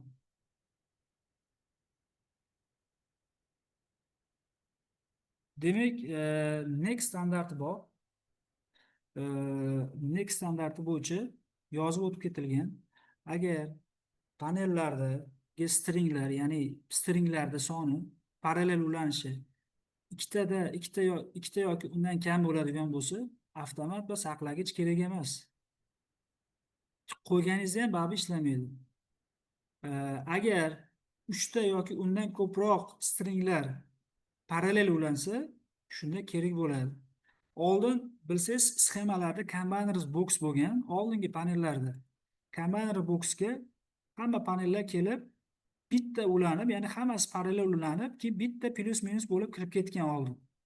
Ya'ni u paytlarda panellar 100 vatli bo'lgan. Toki ham shu kichkina 3-4 amper, 5 amper atrofidagi tokli panellar bo'lgan. Shuni hisobiga ularda parallel ulash imkoniyati bo'lgan. Hamda invertorlarda toki ham katta bo'lgan. Kirishdagi tok. Endi hozir nima bo'ladi? Invertorlarda MPPT bo'lsa, MPPTda hozir aksariyat holatlarda ikkita string bo'lishi mumkin. Ikkita string MPPT ning ichida nima qilinadi? Bir-biriga nisbatan parallel ulanadi. Agar ikkita string bir-biriga nisbatan parallel ulanadigan bo'lsa, bu yerda qisqartib shu bo'lib yonib ketsa ham, biz avtomatimiz baribir ishga tushmaydi. Sababi nimaligini hozir tushuntirib beraman. Misol uchun tasavvur qiling, mana bu yerdagi ikkita panel yo'q deb tasavvur qiling. Bizni hozir aksariyat invertorlarimizda nima bor? MPPTda ikkita string bor, to'g'rimi? Ikkita string bor. Deylik, mana birinchisida birinchi stringni qisqartirishu bo'ldi. Qisqartirishu bo'lganda ikkinchi stringdan birinchi stringga nisbatan toklar oqishga, qarama-qarshi tomonga oqishga harakat qiladi. Ya'ni invertorning ichidan o'tib emas, invertordan oldin tok orqaga qaytadi. Ya'ni reverse current deydi. Shu orqaga qaytadi. Shu orqaga qaytayotgan tok nimaga teng bo'ladi? Ikkinchi stringning tokiga teng bo'ladi. Ya'ni ikkinchi stringning toki, misol 15 amperlik panel bo'lsa, 15 amper tok keladi. 15 amperda baribir avtomatik saqlagich ishga tushmaydi. Sababi siz saqlagich tanlayotganingizda bu yerga yozib qo'ygan saqlagichda toki panelni qisqartirish tokidan 1.56% koeffitsiyentidan katta bo'lishi kerak degan. Misol uchun deylik, 15 amperlik panel bo'lsa, misol tushuntirish uchun aytaman. 15 amperlik panelda 1.56 ko'paytirsangiz 23.4 bo'ladi. Demak, siz 23.4 amperlik deylik 25 misol uchun yo shuni atrofida avtomat qo'ysangiz, bu yerda 15 amper tok o'tadi orqaga. 15 amper tokni bu sezmaydi invertor. Saqlagich yoki avtomat sezmaydi. Siz agar kichkinasini qo'yib qo'ysangiz, misol uchun deylik 25 bas 15 amperlik sistemaga 15 amperlik avtomat qo'yib qo'ysangiz, avtomat biz bilamiz issiq paytda 15 amperlik nominali biroz tushadi. 13 amper bo'lib qolishi mumkin. U paytda panelda stansiyada qisqartirish bo'lmasa ham uzib qo'yadi. Shuning uchun saqlagich yoki avtomat tanlayotganda 1.56 koeffitsient bilan 1.25 koeffitsient o'sha issiqda uni tushish xavflari va 1.25 qo'shimcha radiatsiyani ko'tarilishlari hisobiga общий NEC bo'yicha 1.56 koeffitsient bilan tanlanadi. Endi 1.56 dan kam tanlasangiz, standart sharoitda uzib qo'yishi mumkin. 1.56 yoki undan ko'p tanlasangiz, qisqartirish bo'lsa ham avtomat ishga yoki saqlagich ishga tushmaydi. Endi agar mana bu yerda qisqartirish bo'lib qolsa, misol uchun mana plus minus kabelda qisqartirish bo'lib qolsa, tok shu yerda aylanib o'taveradi. Deylik, maytda yong'in chiqyapti, avtomat uzib qo'ysangiz, baribir yong'in chiqib turaveradi.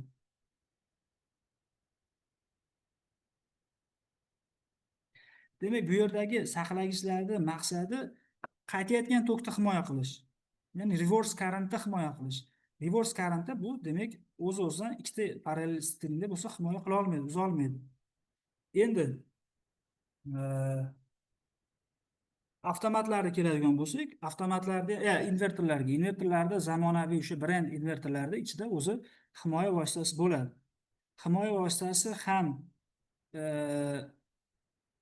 avtomatlarda real ko'rinish holatda yoki eng kamida logik himoya vositalari bo'ladi. Logik degani u yerda avtomat yoki saqlagich bo'lmaydi ichida, lekin logika bo'ladi. Ya'ni logika deganda tushunishimiz kerak, qisqa toshuv bo'lgan paytda nima bo'ladi? Ushlanish nolga tushadi. To'g'rimi? Tok maksimalga chiqadi. Logika ushlanish nolga tushishini sezish bilan invertor o'zini uzib qo'yadi. Demak, invertor o'zini himoya qilib olsa, lekin baribir bu yerda qaytayotgan tokda avtomat uzib qo'ya olmasa, avtomat qo'ysak nima foyda? Birinchisi zarari. Kontakt bo'lgan joyda isroflar bo'lsa, isrof. Ikkinchisi, kontakt yaxshi berilmasa, yong'inni keltirib chiqarish xavfi bo'lsa. Ko'pchilik tashlaydi videolar ko'rsalaring. Yong'in chiqibdi, o'sha avtomatni qo'ymagan, boshqa qilgan deydi. Naborot ko'rsiz shit yonayotgan bo'ladi. Shitning ichida avtomat bo'ladi. Asosan yong'inni o'sha avtomatlarda aksariyatdan kelib chiqadi. Sababi DC joyga AC avtomat qo'yib qo'ygan bo'lishi mumkin. Yoki kontaktlar yaxshi berilmaganligi hisobiga elektr yoyi hosil bo'lgan bo'lishi mumkin. Aksariyat holatlarda. Lekin boring yana mana yong'in chiqqanda ham baribir siz avtomatik saqlagichingiz tashqi muhitni himoya qila olmasligi mumkin. Endi bitta narsa uchun kerak bo'ladi. Qaysiki, misol uchun siz qaysidir mana stringni remont qilmoqchisiz, deylik mana o'chirib tashlang. Deylik 5-stringingizni remont qilmoqchisiz. Endi invertordan o'chirsangiz hammasi nima o'chib ketib qolishi mumkin. Siz faqat 5-stringni o'zini uzmoqchi bo'lsangiz, o'sha paytda kerak bo'ladi avtomat, demak uzib qo'yib turib, o'shani remont qilish yoki qanaqadir ishlarni qilish uchun. Ya'ni hammasi o'chib qolmasin deyishingiz uchun. Yoki bo'lmasa, deylik o'shanda ham nima qo'yish kerak bo'ladi? Nima uchun? Siz bu ham qanaqa holat uchun?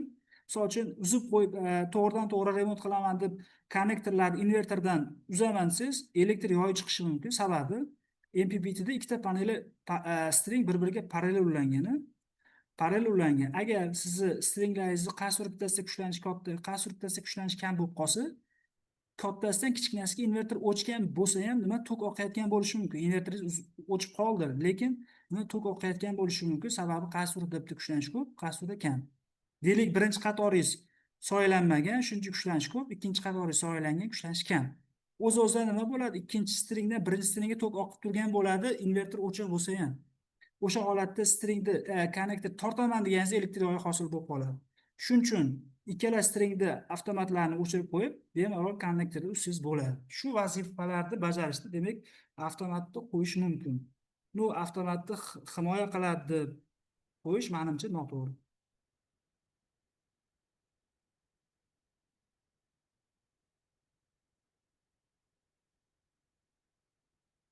Endi mana bu yerda ham yozib qo'ygan.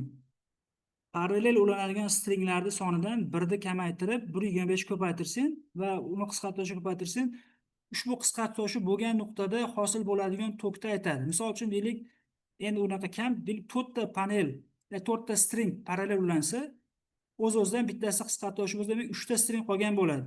3 ta stringni tokini ko'paytirsangiz, demak shuncha qisqartirish, demak 13 ampere bo'lsa 39 ampere tok keladi. Bu juda ham katta xavf.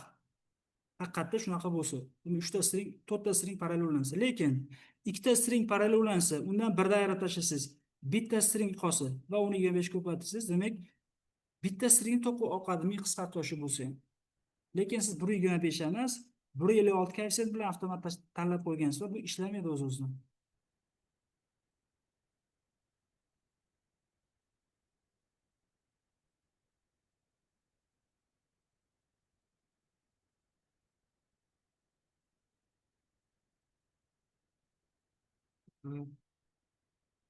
Tushunarli bo'lyaptimi o'zi?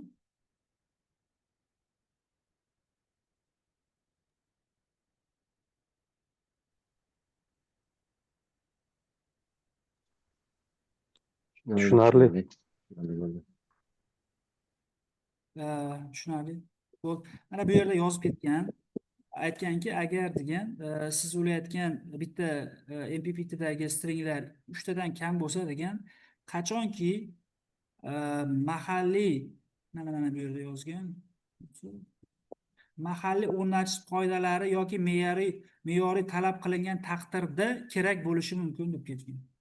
Talab bo'lsa, demak qo'yib ketsa zarari yo'q uni haqiqatda, lekin o'sha qo'yayotganingizda ham o'sha kontaktlarni yaxshi berib qo'yib ketsangiz bo'ladi. Talab bo'lganligi uchun, lekin bo'lsa agar, bo'lmasa aksariyat boshqa holatlarda bu deyarli foydasiz hisoblanadi.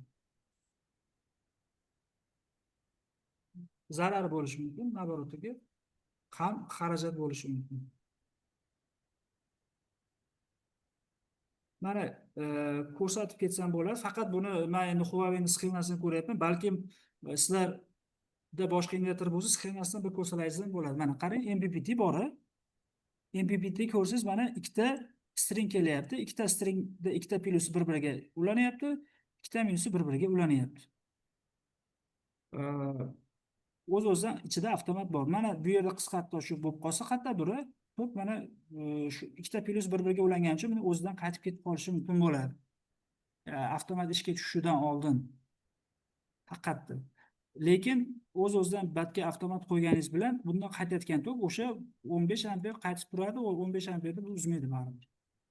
Endi qachonki agar bu yerda 3 ta yoki 4 ta bo'lsa, parallel ulasa ishga tushishi mumkin mana ikkinchi holatda.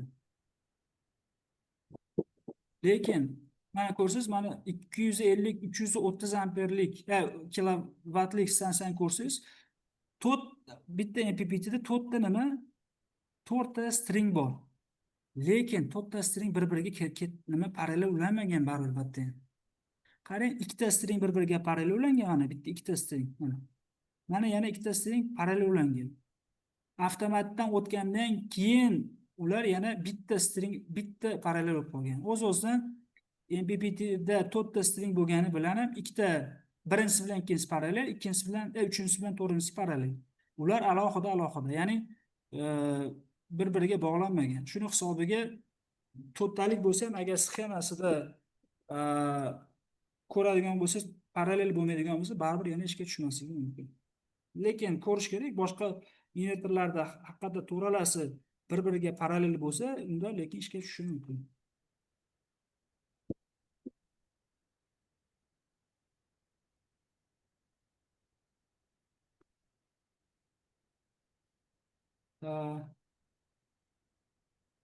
Shu hozir va shu tanlayotganda ham inverterda bitta narsaga qarash kerak. Avtomatning kushlanishiga.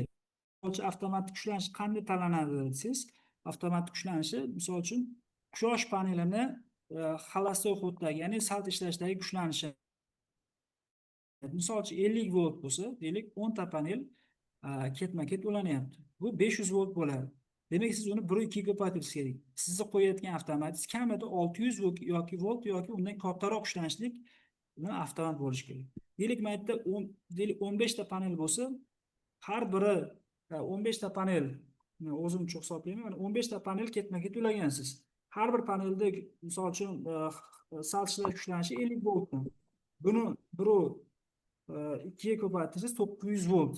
Demak, siz 900 volt bo'lyapti mana shu joyda o'zi. Demak, siz agar bu yerga 500 voltlik yoki 600 voltlik avtomat qo'yib qo'ysangiz bo'lmaydi. Bu ham yana qo'shimcha xavf keltirib chiqarishi mumkin. Demak, qancha kuchlanish katta bo'lsa, elektr yoyining hosil bo'lish darajasi ortadi.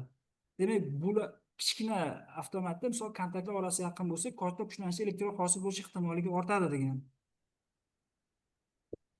Hisoblayotganda shu ko'rinishda hisoblab ketish kerak. Bu nekni talabi.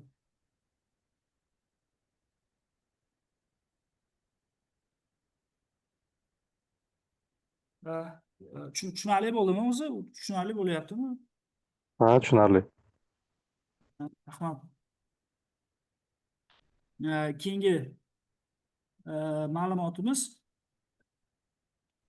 kabellar. Misol uchun, ko'pchilik qo'yadi, to'rtlik yoki nima 6lik kabel qo'yamiz. O'zimiz ko'p holatlarda.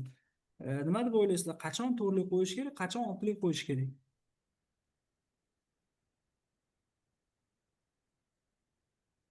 oltili qo'yilsa qarshilik kamroq bo'lib tok osonroq o'tadi manimcha. Aha, Qarshilik ham bo'lishi shu maqsadida qo'yilishi mumkin. qarshilik kam bo'lishi maqsadi. To'g'ri, demak Ha. qarshilik kam bo'lsa, isroflar ham kamroq bo'ladi. Hmm. No, lekin qaysi holatlarda o'sha 6 ga talab bo'lishi mumkin? Nimani hisobiga? Misol ko'rsiz mana bu ko'rinayotgan bo'lsa kerak. Mana bu yerda aytilganki, to'rtlik kabel, mana to'rtlik kabel mana 55 ampergacha tokni ko'taryapti. Bizni panellarimiz ketma-ket ulanadi, ketma-ket ulangani toklar teng bo'ladi. Eng katta tokli panel ham 17 amper atrofida. Bu degani to'rtlik hamma Bemalol yetar ekanda. degani. Lekin degan joyi bor. Nima sababdan ba'zi joylarda 6lik qo'yish kerak bo'ladi. Ba'zi joylarda 10lik ham qo'yish kerak bo'lib qolishi mumkin. Masofa katta agar bo'lsa turib manimcha. Hmm. To'g'ri aytdingiz. Assalomu Demak, alaykum. masofaga demak, bu narsa nimalarga bog'liq? Keyingi Masofa masalasi parallellaganda ham shunaqa sesiyasini oshirish kerak, chunki amperaja oshadi. parallel ulash bo'lmaydi. Birjon manimcha, biz parallel ulamaymiz-ku kabellarni. Ha, endi shu bitta masala shu, ikkinchi masala shu masofaga bog'liqlik. Qancha uzoqlashsa, o'sha kabel sesiyasini oshirib borishimiz kerak. Xuddi shunaqa. Endi nima uchun bo'lsa, mana bu yerda aytib o'tib ketaman. Masofa uzoq bo'lsa nima bo'libdi degan savolga javob berish kerak birinchi. Misol uchun panellar deylik 50 volt chiqaryapti. 10 ta panel ketma-ket ulansa, deylik 500 volt chiqaryapti. Shu invertorga borganda shu kuchlanish tushuvi 2% dan kamaymasligi kerak. Demak, kuchlanish tushuvi 2% dan kamaysa, demak bu standartga javob bermay qoladi. Demak, 2% dan kamga tushirishi mumkin, ko'proqqa tushirishi mumkin bo'lgan narsa nima? Ya'ni kuchlanishni tushishini keltirib chiqaradigan narsa nima? Siz birinchisi panelda tok kuchi. Demak, tok kuchi qanaqa kattaroq panel bo'lsa, demak ko'proq kuchlanish tushuvi bo'ladi. Ikkinchisi biz olib kelayotgan kabelda nima qarshiligi. Kabelda qarshiligi nimaga bog'liq? Rho L taqsim S degan formula bor, mana Rho L taqsim S degan formula bor. Birinchisi kabelda turiga bog'liq, solishtirma qarshiligi. Ikkinchisi kabelda uzunligiga bog'liq. Uchinchisi kabelda nima? Ko'ndalang kesim yuzasiga bog'liq. Uzunlik qancha ko'p bo'ladigan bo'lsa, qarshilik shuncha ko'p bo'ladi. Yuza qancha katta bo'ladigan bo'lsa, qarshilik shuncha nima kichkina bo'ladi. Shundan kelib chiqib turib hisoblasangiz, bemalol bo'ladi. Demak, masofadan kelib chiqib turib, demak, kuchlanish 2% dan ortmasa, to'rtlik qo'ysangiz ham, demak, bu javob berar ekan. Lekin siz hisob-kitob qilganingizda kuchlanish tushuvi 2% dan ortsa, to'rtlik bilan hisoblaganingizda endi 6lik bilan hisoblash kerak bo'ladi. Mana bu yerda bitta hisob-kitob ketgan. Ko'rayotgan bo'lsalaring, panelda ma'lumotlari ketgan, yozilgan. Birinchisi mana tok kuchi mana 14.59 amperli panel. Kabelni solishtirma qarshiligi mana bu olingan. Bu nimaga qarab olingan? Harorat 20 gradus bo'lganda shu narsani beradi bo'lgan. Demak, harorat qancha baland bo'lsa, nima qarshilik ham ortib ketaveradi. Demak, bu yana ham kattalashib ketishi mumkin, lekin standart sharoitga nisbatan olingan.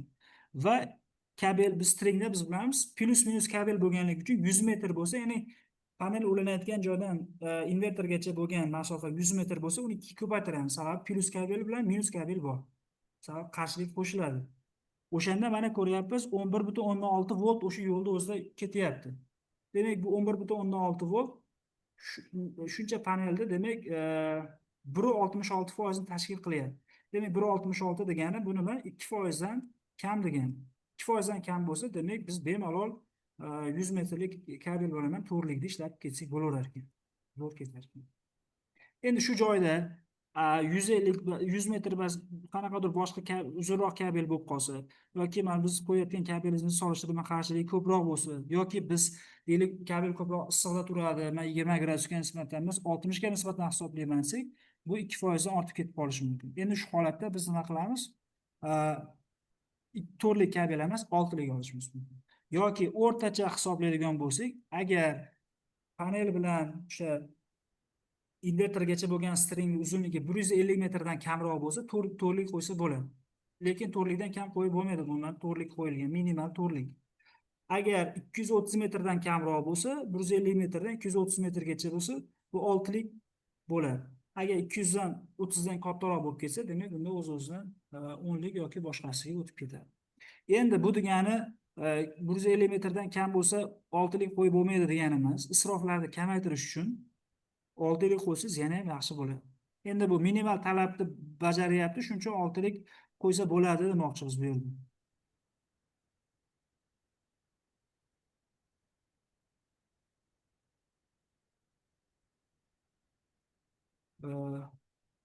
Tushunarli bo'ldimi? Tushunarli. Endi bu yerda hisoblanayotganda induktiv qarshilik hisobga olinmagan, ko'rgan bo'lsalarni faqat aktiv qarshilik hisobga ketgan. Sababi o'zgarmas tok kabellarida bu yerda hech qanday nima deydi, g'altaksimon joylar yo'q, ya'ni reaktiv qarshilik juda ham kam. Ya'ni 100dan 1000dan 1 bo'lishni tashkil qilganligi uchun uni hisobga olib ketmagan. Lekin shunaqa reaktiv qarshilik qancha ko'p bo'lsa, ya'ni biz bilamiz, long torn kabellari nima bo'ladi? Kabel o'ralib turadi. Shunaqa joylarda ozgina reaktiv qarshilik paydo bo'lib qolishi mumkin. Ya'ni ko'p emas, lekin ozgina bo'ladi. Shular hisobiga kuchlanish yo'qotilishi yana ham ortadi. Bu yerda qarshilik, reaktiv qarshilik 0 deb ketilyapti. Mana bu yerda o'sha kabelni hisoblashdagi IC standarti, buni hozir aytib o'tib ketdim. Ya'ni 2% dan kam bo'lishi kerak. Kamida to'rtlik yoki o'rtacha oltilik kabellar ishlatilishi kerak. Demak, endi bu joyini tarjima qilishga ulgurmadim slaydda. Bu panellarning ulanish sxemasi. Oddiyroqdan ko'rsatsam, panellarning turli xil ulanish yo'llari bor. Misol uchun, birinchi yo'li standart bir qator bo'lsa, plyusdan minusga, plyusdan minusga ulab ketishi mumkin.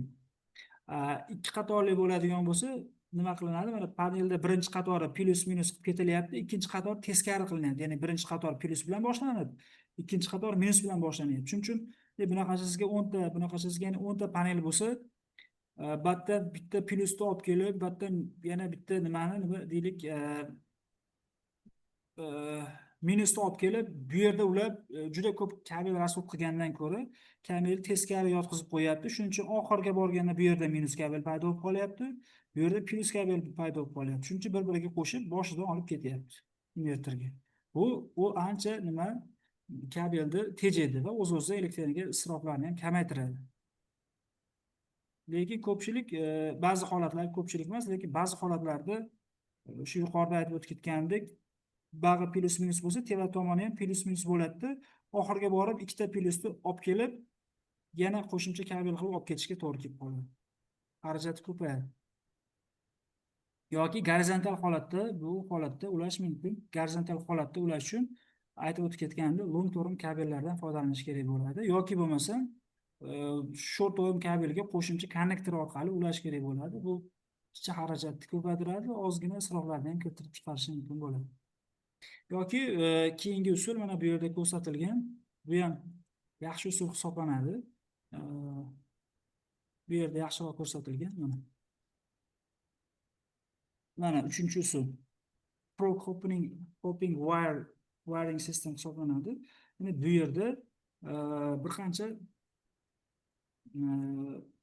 usullardan foydalangan hisobi kamroq kabellar sarflanadi. Mana misol uchun ko'rsangiz, birinchisini ikkinchisiga ulanyapti. Misol birinchisini plyusi, uchinchisini minusiga. Misol uchun uchinchisini plyusi deylik, mana 5-sini minusiga xuddi shunaqa ko'rinishda ulab ketyapti. Xuddi shunaqa qilib bitta panelda plyus minus tomoni bilan, ikkinchi panelda minus tomoni bilan qo'yib, teskari qo'yib, mana minus plyus, keyingisini plyus minus, uchinchisini yana minus plyus qo'yib ulab ketsangiz, deyarli umuman kabel bitta, mana misol mana holatda ko'rsangiz, kabel qaytib kelyapti. Bu holatda umuman kabel qaytib kelmaydi. Xarajatlar kamayishi mumkin bo'ladi. Long torn kabel bo'lsa, misol bemalol ishlatsangiz bo'laveradi shu usulni.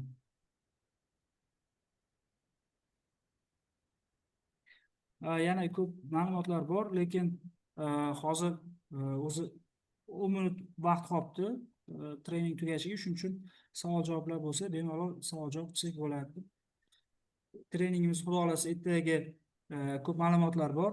Ertaga o'sha uстановка qilishdagi asosiy talablar, misol bolt orqali uстановка qilish, zajim orqali uстановка qilish, keyin batareyalarni hisoblash, batareya o'zi qanaqa hisob-kitob qilinadi, batareyalar nimalarga qarab hisob-kitob qilinadi, keyin undan tashqari quyosh o'tirik tizimi qanaqa inspeksiya qilinadi, ya'ni testda o'tkaziladi o'zi quyosh o'tirik tizimi, nimalarda, qaysi qurilmalarda inspeksiya qilinadi, qanaqa talablarda inspeksiya qilinadi va undan tashqari eng asosiy mavzu bir tomonlama bilan ikki tomonlama panelni bir-biridan farqi.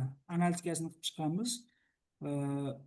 Qaysi proyektlarda bir tomonlama, qaysi proyektlarda ikki tomonlama panel yaxshi. Bularni hammasini haligi yuzaki general ma'lumotlar bilan emas, konkret hisob-kitoblar bilan ko'rsatib beramiz.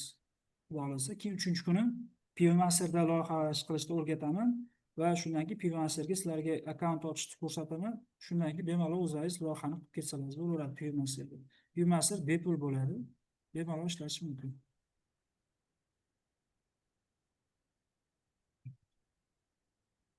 Hammaga rahmat. Savollar bo'lsa bemalol bersalaringiz bo'ladi. Takliflar, savollar. Inverter bo'yicha savol bor edi. Bo'ldi, agar bilsam javob beraman. 3 xil inverter bor dedingiz-ku. Gibrid inverter bo'yicha do'konda firmalarda ko'pchilik tavsiya qilmayapti. Sitsioy on-grid olinglar deyapti. Sababini aytishyaptiki, gibrid inverter kamroq tok sotadi davlatga, katta pul daromad bo'lmaydi deb bahona qilishyapti. Endi shu rostmi yolg'onmi? Bu inverter turiga bog'liq. Misol uchun, inverter funksiyasi, misol uchun, Solaris'da boshqacha, Huawei'da boshqacha, Solis'da boshqacha bo'lishi mumkin. Lekin o'sha brend inverterlarda hech qanday muammo yo'q, bemalol tarmoqqa sotish mumkin.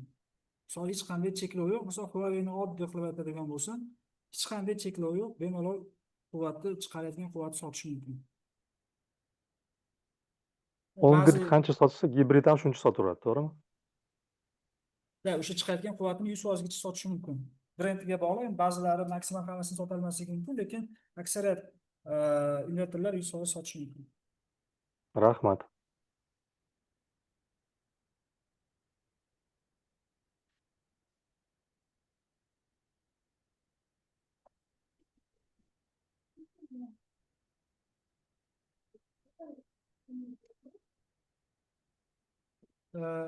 Bir kishi savol beribdi, oraliq masofa oshsa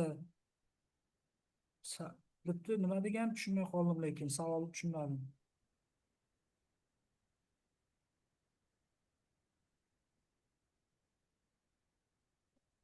Savollar bo'lsa bemalol bersangiz bo'ladi. Agar bilmaydiganlarim bo'lsa, keyingi mavzuga olib qolib, tayyorgarlik ko'rib javob beraman, xudo xohlasa.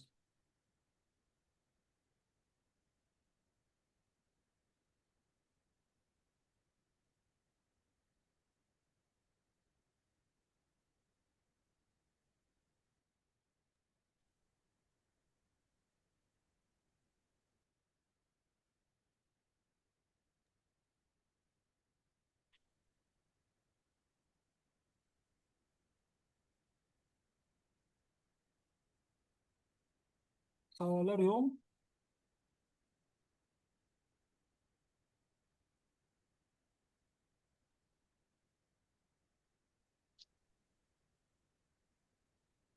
Yo'q.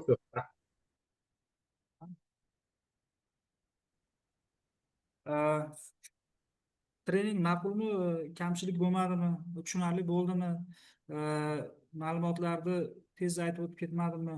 Agar kamchilik bo'lsa, to'g'rilash kerak bo'lsa aytsalaringiz, keyingi safarga to'g'rilab, xudo xohlasa, yana ham kuchaytirib beramiz, xudo xohlasa. Trening yaxshi bo'ldi. Kamchilik sezilmadi. Rahmat. Rahmat, sog' bo'ling sizga ham. Rahmat. Zoom'da zapisini tashlab bera olmaymiz. Zoom'da menimcha katta ehtimollik bilan zapisi bera olmasak kerak. Sababi ba'zida bitta ma'lumotlar bor, secret ma'lumotlar. O'zi ko'pchilik qatnashib o'rganib olsa bo'ladigan ko'p ma'lumotlar bor edi. Sababi bu ma'lumotlar ko'pi yopiq ma'lumotlar. Lekin men o'sha ilinib ko'pini ochganman. Lekin baribir qandaydir bizda reaksiya kamroq bo'lyapti. Bilmadim, balkim ko'pchilik band bo'lib qoldimi No, lekin bu ma'lumotlarni aksariyati e, o'zim ba'zilarini misol uchun pulga o'qib olganman, ba'zilari umuman bek faqat o'sha shaxsiy berilgan ma'lumotlar, lekin ko'pchilikka foyda bo'lsin deb ko'pini ochiqladim. Shuning uchun ba'zilarini videoda chiqib ketib qolsa muammo bo'lishi mumkin. Unda tekshirib ko'rishim kerak bo'ladi. No, muammo bo'lmaydiganlarni bemalol bersam bo'ladi.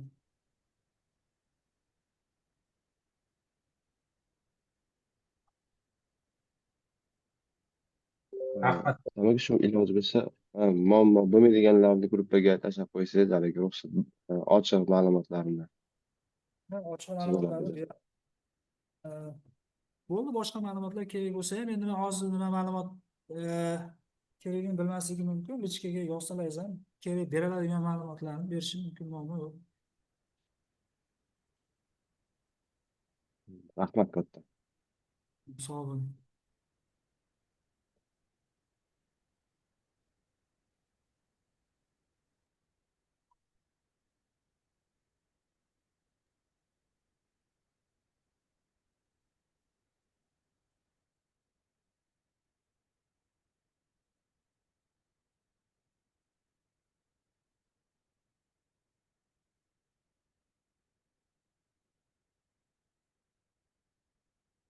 Manimcha savol hech kimda qolmadi shekilli.